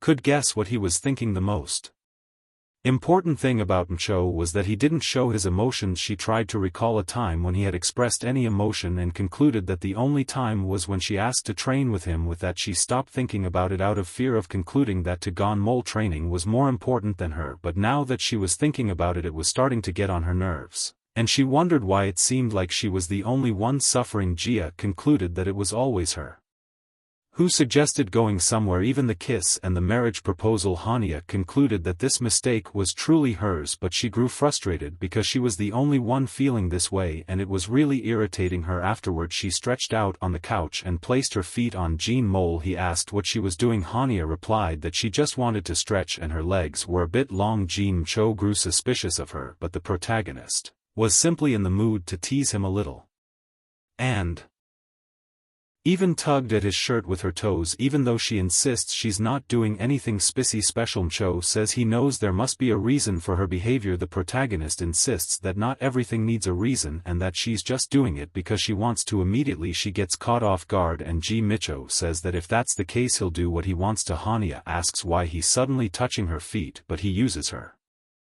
same technique and says there's no reason. After that he starts commenting on how neglected her feet are and how it bothered him seeing her stretch earlier, saying that's just not enough. Jia feels uncomfortable with his sudden action but starts laughing because she's ticklish on her feet. Mole says she must have never had a foot massage before and tells her to bear with it just a little longer because he's almost done. She asks if he's sure he knows what he's doing and if there's no hidden motive behind this, also telling him to be gentle. Mcho says that if he presses a certain spot and she feels pain, it means her lungs aren't in good condition, and he asks why she doesn't stop smoking. The protagonist says it's not that she doesn't want to but that she can't, reminding him she already told him that before. At this point she's starting to enjoy the massage and is appreciating Gon Mino's foot massage skills. Ji says he's really good at it, and he replies that he's actually learned how to do it properly in her thoughts. The protagonist concludes he's been good at this kind of thing since they were kids, though back then it was shoulder massages. She takes the opportunity to enjoy the moment to the fullest. Suddenly she feels a sharp pain causing her to sit up on the couch, only to find herself face to face with Mole once again in an awkward position similar to the moment they almost kissed before. Jean Mole holds Hania,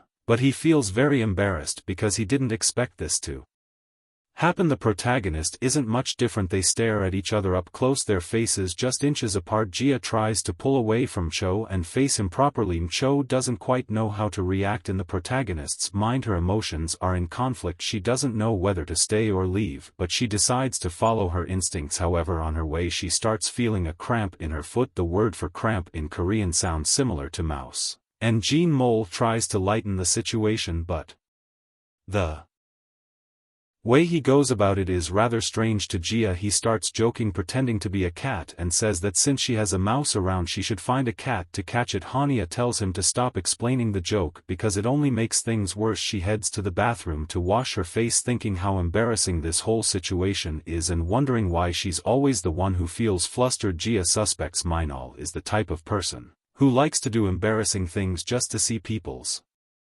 reactions. She recalls that on their honeymoon he wore a very ridiculous outfit and she wonders if he did it on purpose to irritate her, but that's not really the issue because they were about to kiss again. That atmosphere, the close proximity. However, she wants to stop thinking about it because a kiss should happen under better circumstances. Deep down she knows the atmosphere was right, the moment was right, and the tension was there. She wonders what Mel thinks about it because she doesn't believe he was against the idea of kissing her, but he could also just lean in and get it over with. Once again she finds herself expecting something from someone like Cho, whom she considers a frustrating guy, thinking that if he knew how to act in moments like this he would have already crossed the line. For a brief moment she tastes something bitter like cucumbers, and she doesn't remember eating any cucumbers at all, but she remembers that Cho ate some. Then Hania also remembers that she fell asleep on his lap and starts wondering what Cho might have done, touching her lip and recalling the way he looked down at her, adjusted her face, stared at her slightly open mouth, leaned in slowly, and might have taken advantage of the moment to kiss her. She isn't sure because she can't distinguish dream from reality and she doesn't want to make assumptions too quickly, but that doesn't explain the bitter taste lingering on her lips, because the taste is undeniable. The day dawns at the house and Hania goes to speak with Micho before he leaves, asking again just to be sure and bringing up the moment she fell asleep during the movie, questioning whether or not something really happened, and she also asks him to swear on his heart that nothing happened, and Mole does so. The protag still feels doubtful and questions him again about the seriousness of the matter. Mole turns around and says once more that nothing happened. G thinks his reaction is suspicious and concludes he definitely did something. At that moment Mel, however, says he's going to be late and needs to leave quickly. The protagonist notes that he's acting shy and even finds it cute, deciding she should keep asking about it for a few days just to enjoy his reactions. At least that's what she thought at first, because after that Dame Cho started avoiding her like the plague. He began leaving earlier and when he returned would lock himself in his room. They had agreed to respect each other's requests for privacy, but this felt more like he was completely avoiding having any conversation with Jia, and this went on for 4 days. Mole even skipped a day at the gym. Hanan never thought she'd live to see such a day. She couldn't imagine he would do such a thing. However, she takes it as his initiative to start a fight, thinking that if he wants to fight then she'll give him one. With that she begins crafting a message capable of striking fear into any human. But she ends up surprised as Mcho calls her. She answers asking what he wants, but she's caught off guard by what he says. After that she leaves the house to meet up with him. The protagonist ends up arriving at a bar and sees Mcho passed out on the table. Choi Sano is next to him begging her to do something. Jia starts evaluating the situation. A table set for 2 people. Judging by the number of bottles each person drank, about 3, it's likely they went to the bar straight after work. Choi Sano is unconscious, and based on his red face he seems to have drunk a lot, but the likelihood that he initiated the drinking session is low, so the probability that Choi is the problem is high. Situation assessed and problem analysis complete. Thus she wants to scold Choi Sanu, saying he left Mole in this state and forcibly called someone who can't even drink. However, Choi insists it was the opposite and that there was no way he could force Mcho to drink, given that he even refuses drinks from the company director. He adds that Gash should know this well. She does know that Mcho prioritizes his muscles above all else. Afterward she takes Mole and puts him in a taxi. On the way she reflects on the situation and recalls what Choi said, that Mole had been acting strangely in recent days to the point that it didn't even seem like him, as he made several small mistakes and appeared unfocused. Choi speculated they might have fought or something similar. Seeing Cho passed out in the car, she wonders what could have caused this, since she knows they hadn't fought. Ji even thinks that a fight would have been better. Suddenly Cho wakes up in the taxi and startles even the driver. He tries to hug her, asking if she's really Ji. Cho in his own way recognizes her voice, however the protagonist tries to push him away, saying he's disgusting when drunk. He even tries to kiss her, but after being rejected he asks if he can't. Ji responds no. He then says that's strange.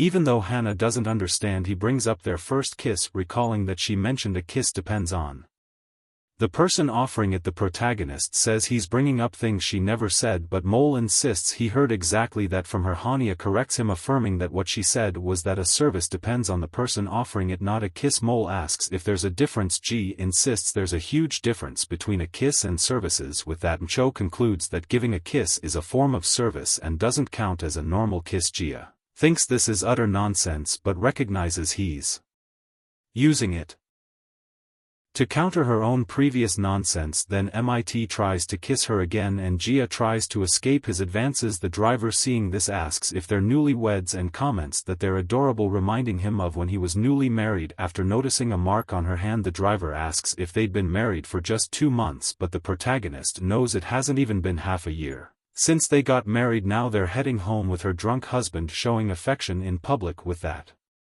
she realizes anyone would think they're a cute couple and feels embarrassed for never having considered it before. The driver says her husband seems to love her very much. Ji isn't used to hearing that word, but she knows that technically it's true, and she realizes she is a 32-year-old embarrassed woman who somehow is now conscious of the word husband. Thinking it over, she knows that Mole has occasionally called her wife. She ends up venting, saying that Mole is an enemy to her, someone who only frustrates her and never listens. The driver asks if they had a fight. Hania replies no, but it would have been better if they had, as it would have made her feel more relieved. She then asks if she can change the trip's destination, and the taxi driver says yes. He calls her ma'am and she's startled because it's the first time someone has addressed her that way. The taxi driver assures her that regardless her husband loves her, but she thinks that statement is dangerous and doesn't want to hear it anymore. Sometime after they arrive at the destination, Mole slowly opens his eyes and sees a Ferris wheel. He's still waking up little by little. The protagonist asks him if he's awake. Mole is confused, not fully understanding what's going on, while Jia smiles at him. She says she's only asking out of curiosity and wonders if he remembers what happened in the taxi, but Cho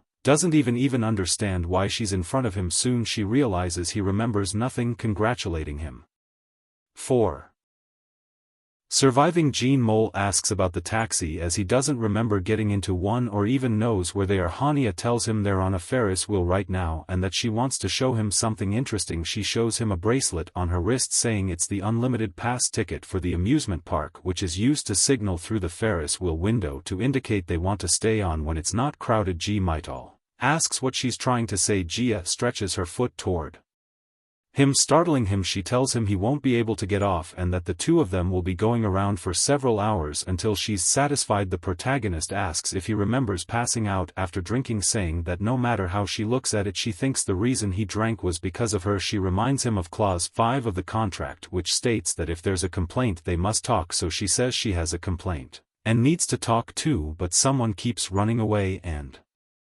drinking instead. Since she took care of him, that should be enough. Mitchell tries to justify himself, but she doesn't want to hear any excuses, telling him the real game of truth or dare starts now. From the top of the Ferris wheel, Mole says he doesn't know what she means. She explains it's a game where you answer a question honestly or face a dare. If you refuse to answer, she adds that normally they drink, but instead she'll use flicks to the forehead, and if he lies the game ends. Mole shields his forehead and she doesn't understand his reaction, saying a flick shouldn't hurt that much, but then remembering the kiss she gave on his forehead. With that, she tells him not to imagine strange things because she won't go easy on him this time, warning that if he doesn't answer truthfully she'll flick him without hesitation. Mole agrees to being flicked but isn't keen on playing the game, as being too honest and his answers might make someone look stupid. The protagonist says she doesn't know where He learned that, but she won't lie even if it means dying because of this game. Cho asks why. She says she has old memories she'd like to forget, and if he's curious he can ask about them during the game anyway. Whatever he wants to ask, she promises not to lie and says he shouldn't waste this opportunity because he can ask whatever he wants and this might be the first and last chance he gets to flick her. Cho asks who goes first. Gia responds that although she wants to go first, she wants to be fair at a moment like this and suggests playing rock paper scissors. Gia wins, so she gets the first question right away. She asks Cho if he likes her. He freezes, but Gia tells him not to pretend he didn't hear and starts a countdown. As she counts, Mole doesn't answer and ends up getting flicked on the forehead. She tells him not to overreact, but Mole insists it's not an overreaction. When it's his turn he throws the same question back at her, but Hania simply replies that she doesn't hate him. Cho wasn't expecting such an answer. However, the protagonist blushes at that moment and tries to elaborate further, but Cho doesn't seem too comfortable and she asks if he has any complaints. He tries to clarify the situation about whether he hated it or not, but Gia insists it's one question at a time. Now it's her turn. She brings up the taste of cucumber, saying that on the day they watched the movie in the living room she tasted cucumber on her lips even though she hadn't eaten any, and claims that he knows this well. She also points out that after that day Cho started avoiding her, and her question is about that, asking if he touched her lips while she was sleeping. He doesn't respond and asks if she should be more specific, saying directly that he kissed her while she was asleep. Judging by Mino's reaction she concludes that he didn't do it, but she insists on hearing it from him, saying that until he answers she will keep asking about it. Mole then responds that he didn't do it.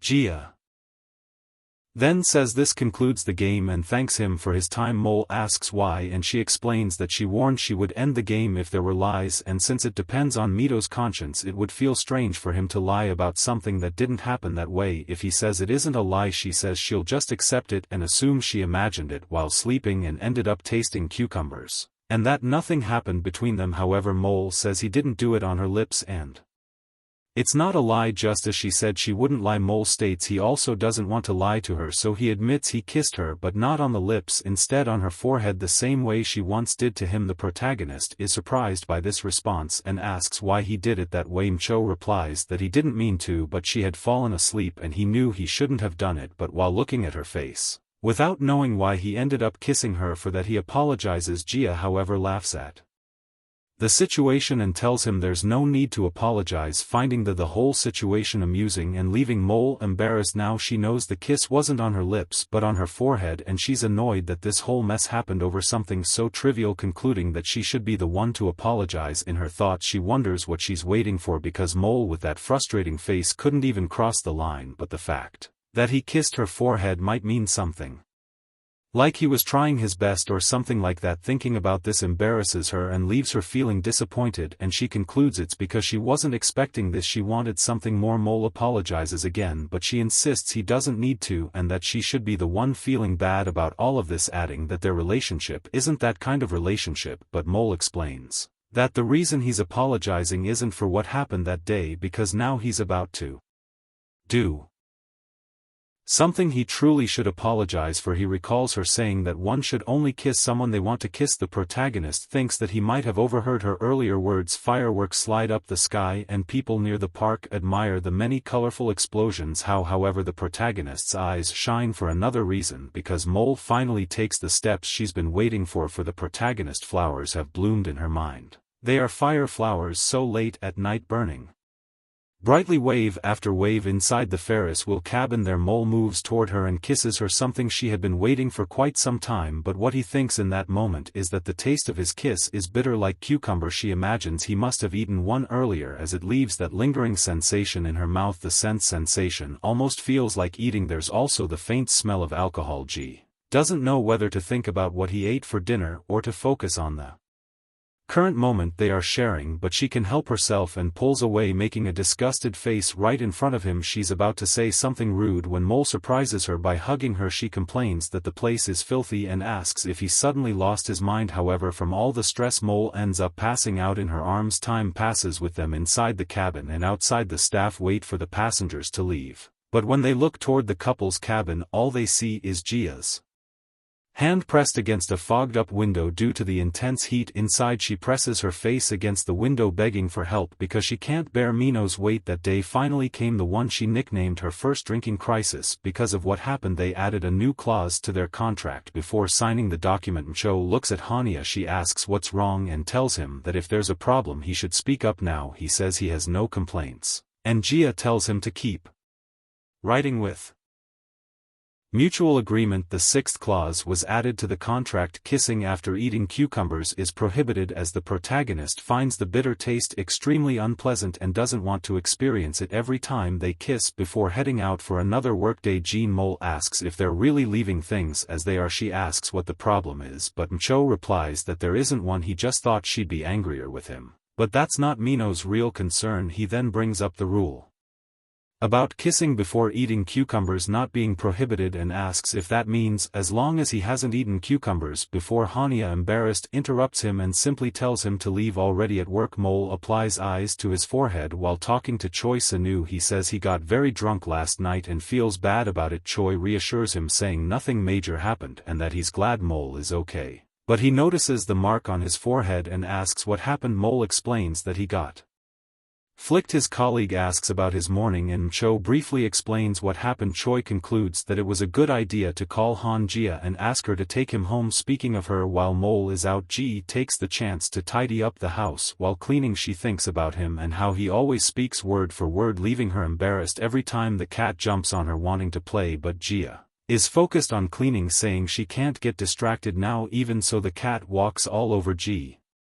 Despite her insistence that it stopped, suddenly her phone rings, but she realizes it's just a notification urgently informing her that her stocks have plummeted. After that, she comes across some charts and panics when she sees them. The protagonist is not just a freelancer who does nothing, but one who doesn't need to work. With royalties from her books and dividends from her investments, she lives a life where her monthly allowance and living expenses are covered. That's why she doesn't take on work and only wants to figure out her future. Jia considers herself a grasshopper sitting on a pile of money, but it seems that's about to be a thing of the past, because when she checks her phone she concludes it must be broken, since she doesn't understand why her stocks are dropping so drastically. Still, she tries to stay calm and for now just wants to wait, even though in times like this she could just sell. She knows investing isn't something that can be done in a day or two, but soon she realizes this situation isn't like anything she's seen before. For days later, the stocks have fallen even more and she sinks into the couch worrying. So he asks her to sit in a more comfortable position to breathe, but Jia insists she's comfortable as she is too. Her nothing makes sense and she wonders why the stocks are falling when nothing negative happened. Soon she reads that divorces are dividing properties and it drives her crazy as she doesn't understand why this trend is becoming so unstable and concludes that they should consider their investors. The protagonist doesn't want to think about it anymore and decides to sell. The next morning she checks her stocks and is surprised to see they skyrocketed, getting furious that she sold them the day before. If she'd known this would happen she definitely wouldn't have sold. Her frustration is so intense that she shouts angry words without holding back. Mole sees her like this and asks what's wrong. She says it's nothing and tells him she's going out for a bit. Mole asks if she's going to eat, but she insists she's fine and that he can eat first. Jia tries to calm herself down, telling herself that this happens often in investing, that there are times when you're up and times when you're down, and that's just life. The problem was that she turned off her phone for a while, and if she kept watching the numbers go up and down she wouldn't have sold. Her fear was so overwhelming that it stopped her from thinking clearly about what to do. She remembers a saying, every crisis is a new opportunity. At this point she considers taking the risk of buying, thinking that even though it's risky now might be the best time. However, the market is not going as she hoped. She ends up buying when it's expensive and selling when it's cheap. She even stops training at the gym to check the value statistics and realizes that her current earnings are less than her initial capital. Mcho notices she's standing still and asks if she isn't going to train. However, she doesn't want him to know about it and says she will train. Then he asks if she has started playing some new game recently because he only sees her glued to her phone. This leaves her wondering and the protagonist asks herself if she can even consider This a game as her account is being destroyed in real time. Mole says that if everything is okay he'd like to play too as he's excited about her engagement with it. Han doesn't know what to do. She realizes she's worrying Mole and wonders if she should tell him the truth, but she concludes that she cannot do that. This is the reason they can maintain their relationship. After all, both have their own work, and should be responsible for it, besides having the rule of not interfering in each other's personal matters. She feels bad for making him worry like this, and if he finds out about her current situation with his personality it will definitely only get worse, so she decides to lie to him thinking that this way she won't worry him. She says it's nothing serious, just a new drama that has become popular recently. After that she goes back to training, saying that she came there for that, and should give her best today as well. Already at home she sees that her current earnings are very concerning. And now she can't put her phone down as the numbers are updated in real time. She is already considering selling again but fears that the same thing will happen all over again. Meanwhile, she remembers Mole feeling bad for lying to him. Soon she concludes that she doesn't want to live like this anymore. She then decides to take drastic action and deletes the stock trading app, because she doesn't want to worry about it anymore. How was her day after that? To summarize, it might have been better to have sold everything on the first day, as the stocks kept dropping day after day following that controversy. This makes her feel somewhat relieved knowing that she would have lost money anyway. She even thinks her account has become a Schrodinger's cat situation. Either way, that's how her days of living off her allowance just by breathing ended. This made her start looking for a job. Gene Mole appears with some sliced apples, and says he wants to consult her about something. Hania feels uncertain about it because suddenly Mole is acting so serious just to consult her, and she imagines something is wrong. She just hopes it's nothing bad and starts getting worried. Jia already starts doing some mental calculations about how much she spends per month since she and Cho share all the living expenses equally. However, it's not about finances that Cho wants to talk about now. Then he asks if there's someone she likes. Hania even sets the apples aside because she's baffled by such a question and asks what he's talking about. Cho reveals that some time ago he watched a video on YouTube about a couple and it said that if your partner is behaving strangely there might be a reason. He even lists some topics mentioned such as avoiding conversations, desperately hiding the phone, going out frequently, and feeling restless all day. All the items were confirmed in Jia, and Cho considers that she might be lying to him. The protagonist feels outraged. However, Cho mentions that she said some time ago that she was watching a new drama at the gym, and he says that without realizing it she has a habit whenever she's having fun she shares the moments with someone, but the drama she mentioned that day Mole never even heard the title, and that's why he became suspicious. The protagonist realizes that this entire situation has created a misunderstanding, so she concludes that there's nothing else to do and decides to tell him the truth. Hania is honest but feels ashamed to say it out loud. Mole is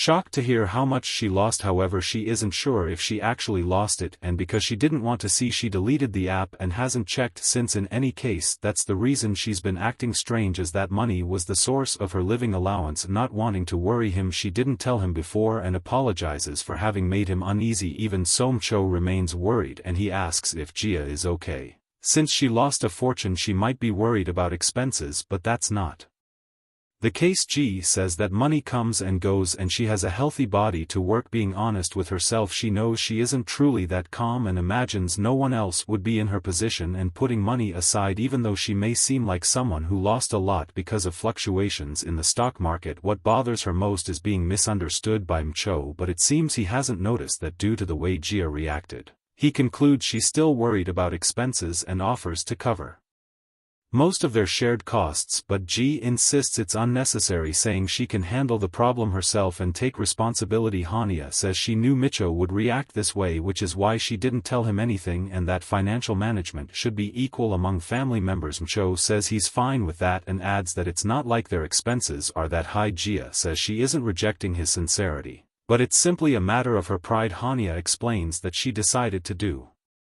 something when she left her house and wants the contribution through her own efforts. The protagonist wanted to boast about never asking anyone for help in her life, but this is the first time she's failed at that. She said she doesn't know if Micho can trust her since she's unemployed, but she still wants to collaborate with him. Micho reassures her, saying he fully trusts her and has never thought she was someone untrustworthy so far. Not even once has that thought crossed his mind. However, he says this while Holding her ears, which leaves Ji extremely flustered, she punches his forehead and asks why he grabbed her ears out of nowhere, replies that it's an energy injection. Ji asks what he's talking about. Mole explains that it used to be a popular thing back in the day. If she held his ear she'd inject energy, and if he shouted he could share the energy with her. The protagonist starts to recall this, then Cho says that even though she doesn't want financial support, he still wants to support her in some way. He asks if the amount of energy he's giving is acceptable. Hania, thoroughly embarrassed, thanks him and runs to her room. She holds her ears, still unable to believe what Mole just did, wondering how many years it's been since the last time they played that game when they were kids. Ji used to play with him like that without giving it much thought. However, what she didn't expect was that it would cheer her up more than she remembered. A week passes. This time, the protagonist wakes up before Cho. He asks if Ji is heading to an interview and she replies that she has two scheduled. Cho wishes her good luck and tells her to take care. The protagonist feels encouraged by his support and thanks him, saying she'll be back soon. To be honest, she's grateful for how lucky she's been so far, studying, working and even getting married. Every time she pulls herself together, her life at 32 years old has always seemed to work out like a dream. However, it can't always be that way because that's how reality works. That's why she's fighting to find a job, determined to start now. But what she least expected is about to happen. A long time ago, on a small mountain, there was a hard-working woodcutter and a fairy who lost her winged robe and became unable to return to heaven, having to live with the woodcutter as her husband. One day she appears and says that while cleaning the house she found her winged robe she had lost, and she asks if he thinks it's beautiful. She mentions how the darkest place is really under the lamp, and that she never expected to find it in the blanket cabinet, wondering who left it there. That's right, the woodcutter was the one who hid her fairy robe. He knew the legends that said fairies couldn't return to heaven without their robes and would have to live among humans, but it seems the fairy was already aware of this. To be honest, she had known ever since she moved into the house where her robe was hidden,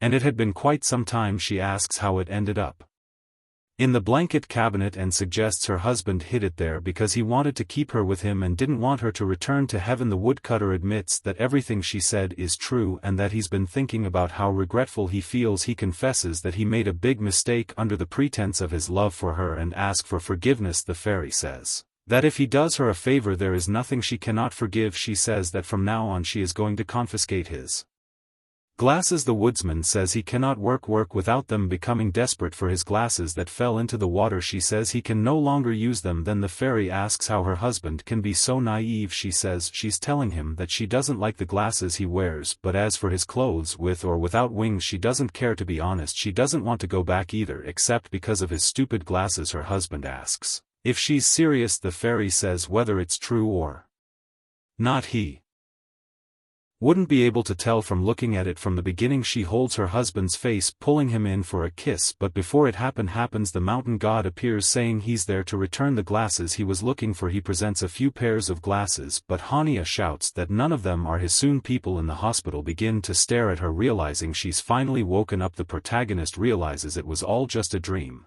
but still imagines the conclusion, saying that's how the two became the moon and the star in the sky, started a rice cake business and sold them to tigers. The end. After that she makes a call. She tells her mother that she was in a car accident, but she says it wasn't too serious and a truck just lightly bumped into her. Her mother becomes worried, but Ji insists she's fine, saying the hit was light and the vehicle stopped immediately. She also says she doesn't know why she fainted, and thinks maybe it's because she's been so tired lately as she's been looking for a job a lot recently at the hospital. Hania says that even though it was a minor accident they told her to contact her guardian and apologizes for the surprise. Her mother is glad she wasn't hurt and asks what her husband said. She is referring to Gon Maital, since she mentioned her guardian. Now her legal guardian is her husband. Hania asks if her mother isn't her guardian anymore. She responds no, that in these cases her husband is the guardian the doctors refer to as now she is married and no longer under her parents. Her mother also says that in times like these she should call her husband first, not her mother. The protagonist looks up guardian on the internet and sees that a guardian doesn't necessarily mean parents. Shortly after she hears someone calling her name. Ji Mole arrives running frantic and asks if she's okay. Jia asks how he knew she was there and Mole says her mother told him. She then realizes her mother told him. Then Gon Cho sees the driver becoming completely furious with him because he identifies him as the one who hurt his wife. Seeing Cho so serious like this scares the protagonist, even though she knew he could show that expression. The driver apologizes profusely in his imposing presence, while GF tells him to come down since nothing serious happened to her. After this, the doctor asks Mr. Guardian to calm down first and then discusses family mem condition, and Gia realizes that they are now family. Mole asks if she really isn't feeling any pain, which makes her realize that he is worried and trying to comfort her in a difficult moment. Someone who's happy when she's happy and sad when she's sad. Hania insists she's fine, however she thinks that for others this kind of relationship is considered normal, but she feels uncomfortable as she hasn't gotten used to it yet. Gon Maitel thinks her reaction is due to pain, but again Gia says she's fine, and just suddenly felt a bit hungry. After that she sent Cho back to work. He would have liked to stay with her, but since she was really not in pain she would leave normally as soon as the 4 was done. The conversation with the driver also ended well, with him apologizing profusely, feeling guilty. To be honest, Xia would have liked Jean Cho to stay with her a little longer, but she didn't want to worry him again. She doesn't want to do that to him anymore. Just thinking about him being worried makes her feel upset. Soon she gets up from the bed even though the 4 process hasn't finished and starts stretching, saying she needs to stay focused. The protagonist wants to focus on work for now, and she's going to do it step by step, starting with what she can do now. She knows the interview fell through, and since her goal is to make a living for the time being, even if it's just a short-term part-time job nearby. Lost in her thoughts, she suddenly runs into Na Yengang Duck and is surprised, because he was the last person she expected to see. Now he in turn just smiles at meeting her there. After chatting for a bit, Na Yengang Duck learns that she fainted after being hit by a car and remarks that Right Han's life is truly varied and asks where she is headed now, offering her a ride. In the past the protagonist used to frequent a street where luxurious cars often passed by, and seeing them and hearing the noise they made she would conclude that some people really lived well, and wonder who they were. She also used to wonder what it would feel like to ride in one of those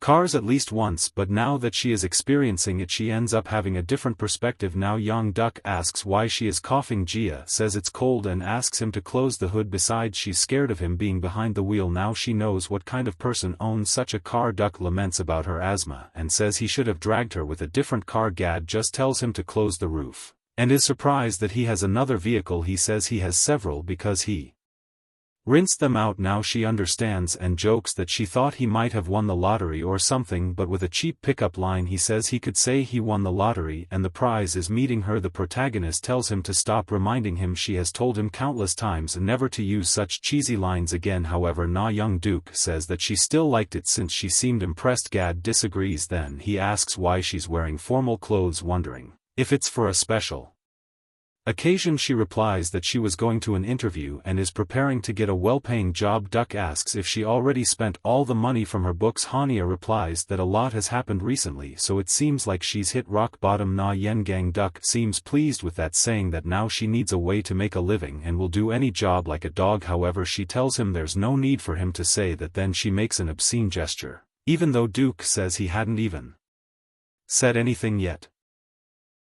The protagonist knows he's going to ask her to write again, but he hesitates, thinking she might no longer be a writer, and asks if she'd be willing to work at a cafe since she's looking for paid work. Nong Duke mentions that he knows someone who has a lot of money and runs a cafe as a hobby with few customers, high pay, and asks if she's interested. Hania says it sounds suspicious and questions why they would hire with little customer flow and a high salary. Duke says it doesn't matter if it's strange, telling her just to go and work if she likes it. Whether to believe it or not is up to her, placing the choice in her hands. He also tells Gat to contact him after she's thought about it and he can arrange an interview, advising her not to waste this opportunity. After some time she thinks Na Yengang Duck's suggestion isn't a bad idea, but her pride stops her from accepting anything from him. However, as she walks a little further she runs into Mole and wonders why he's there. She also notices that he's wearing the same clothes he had on when he visited the hospital earlier and wonders if he waited for her all this time because he felt overwhelmed since she was at the hospital and waited to go home with her. She feels happy about this and calls out Toino from afar. Then she runs toward him, jumping to hug him around the waist. She bombards him with questions, asking if he just got off work, if the company said anything,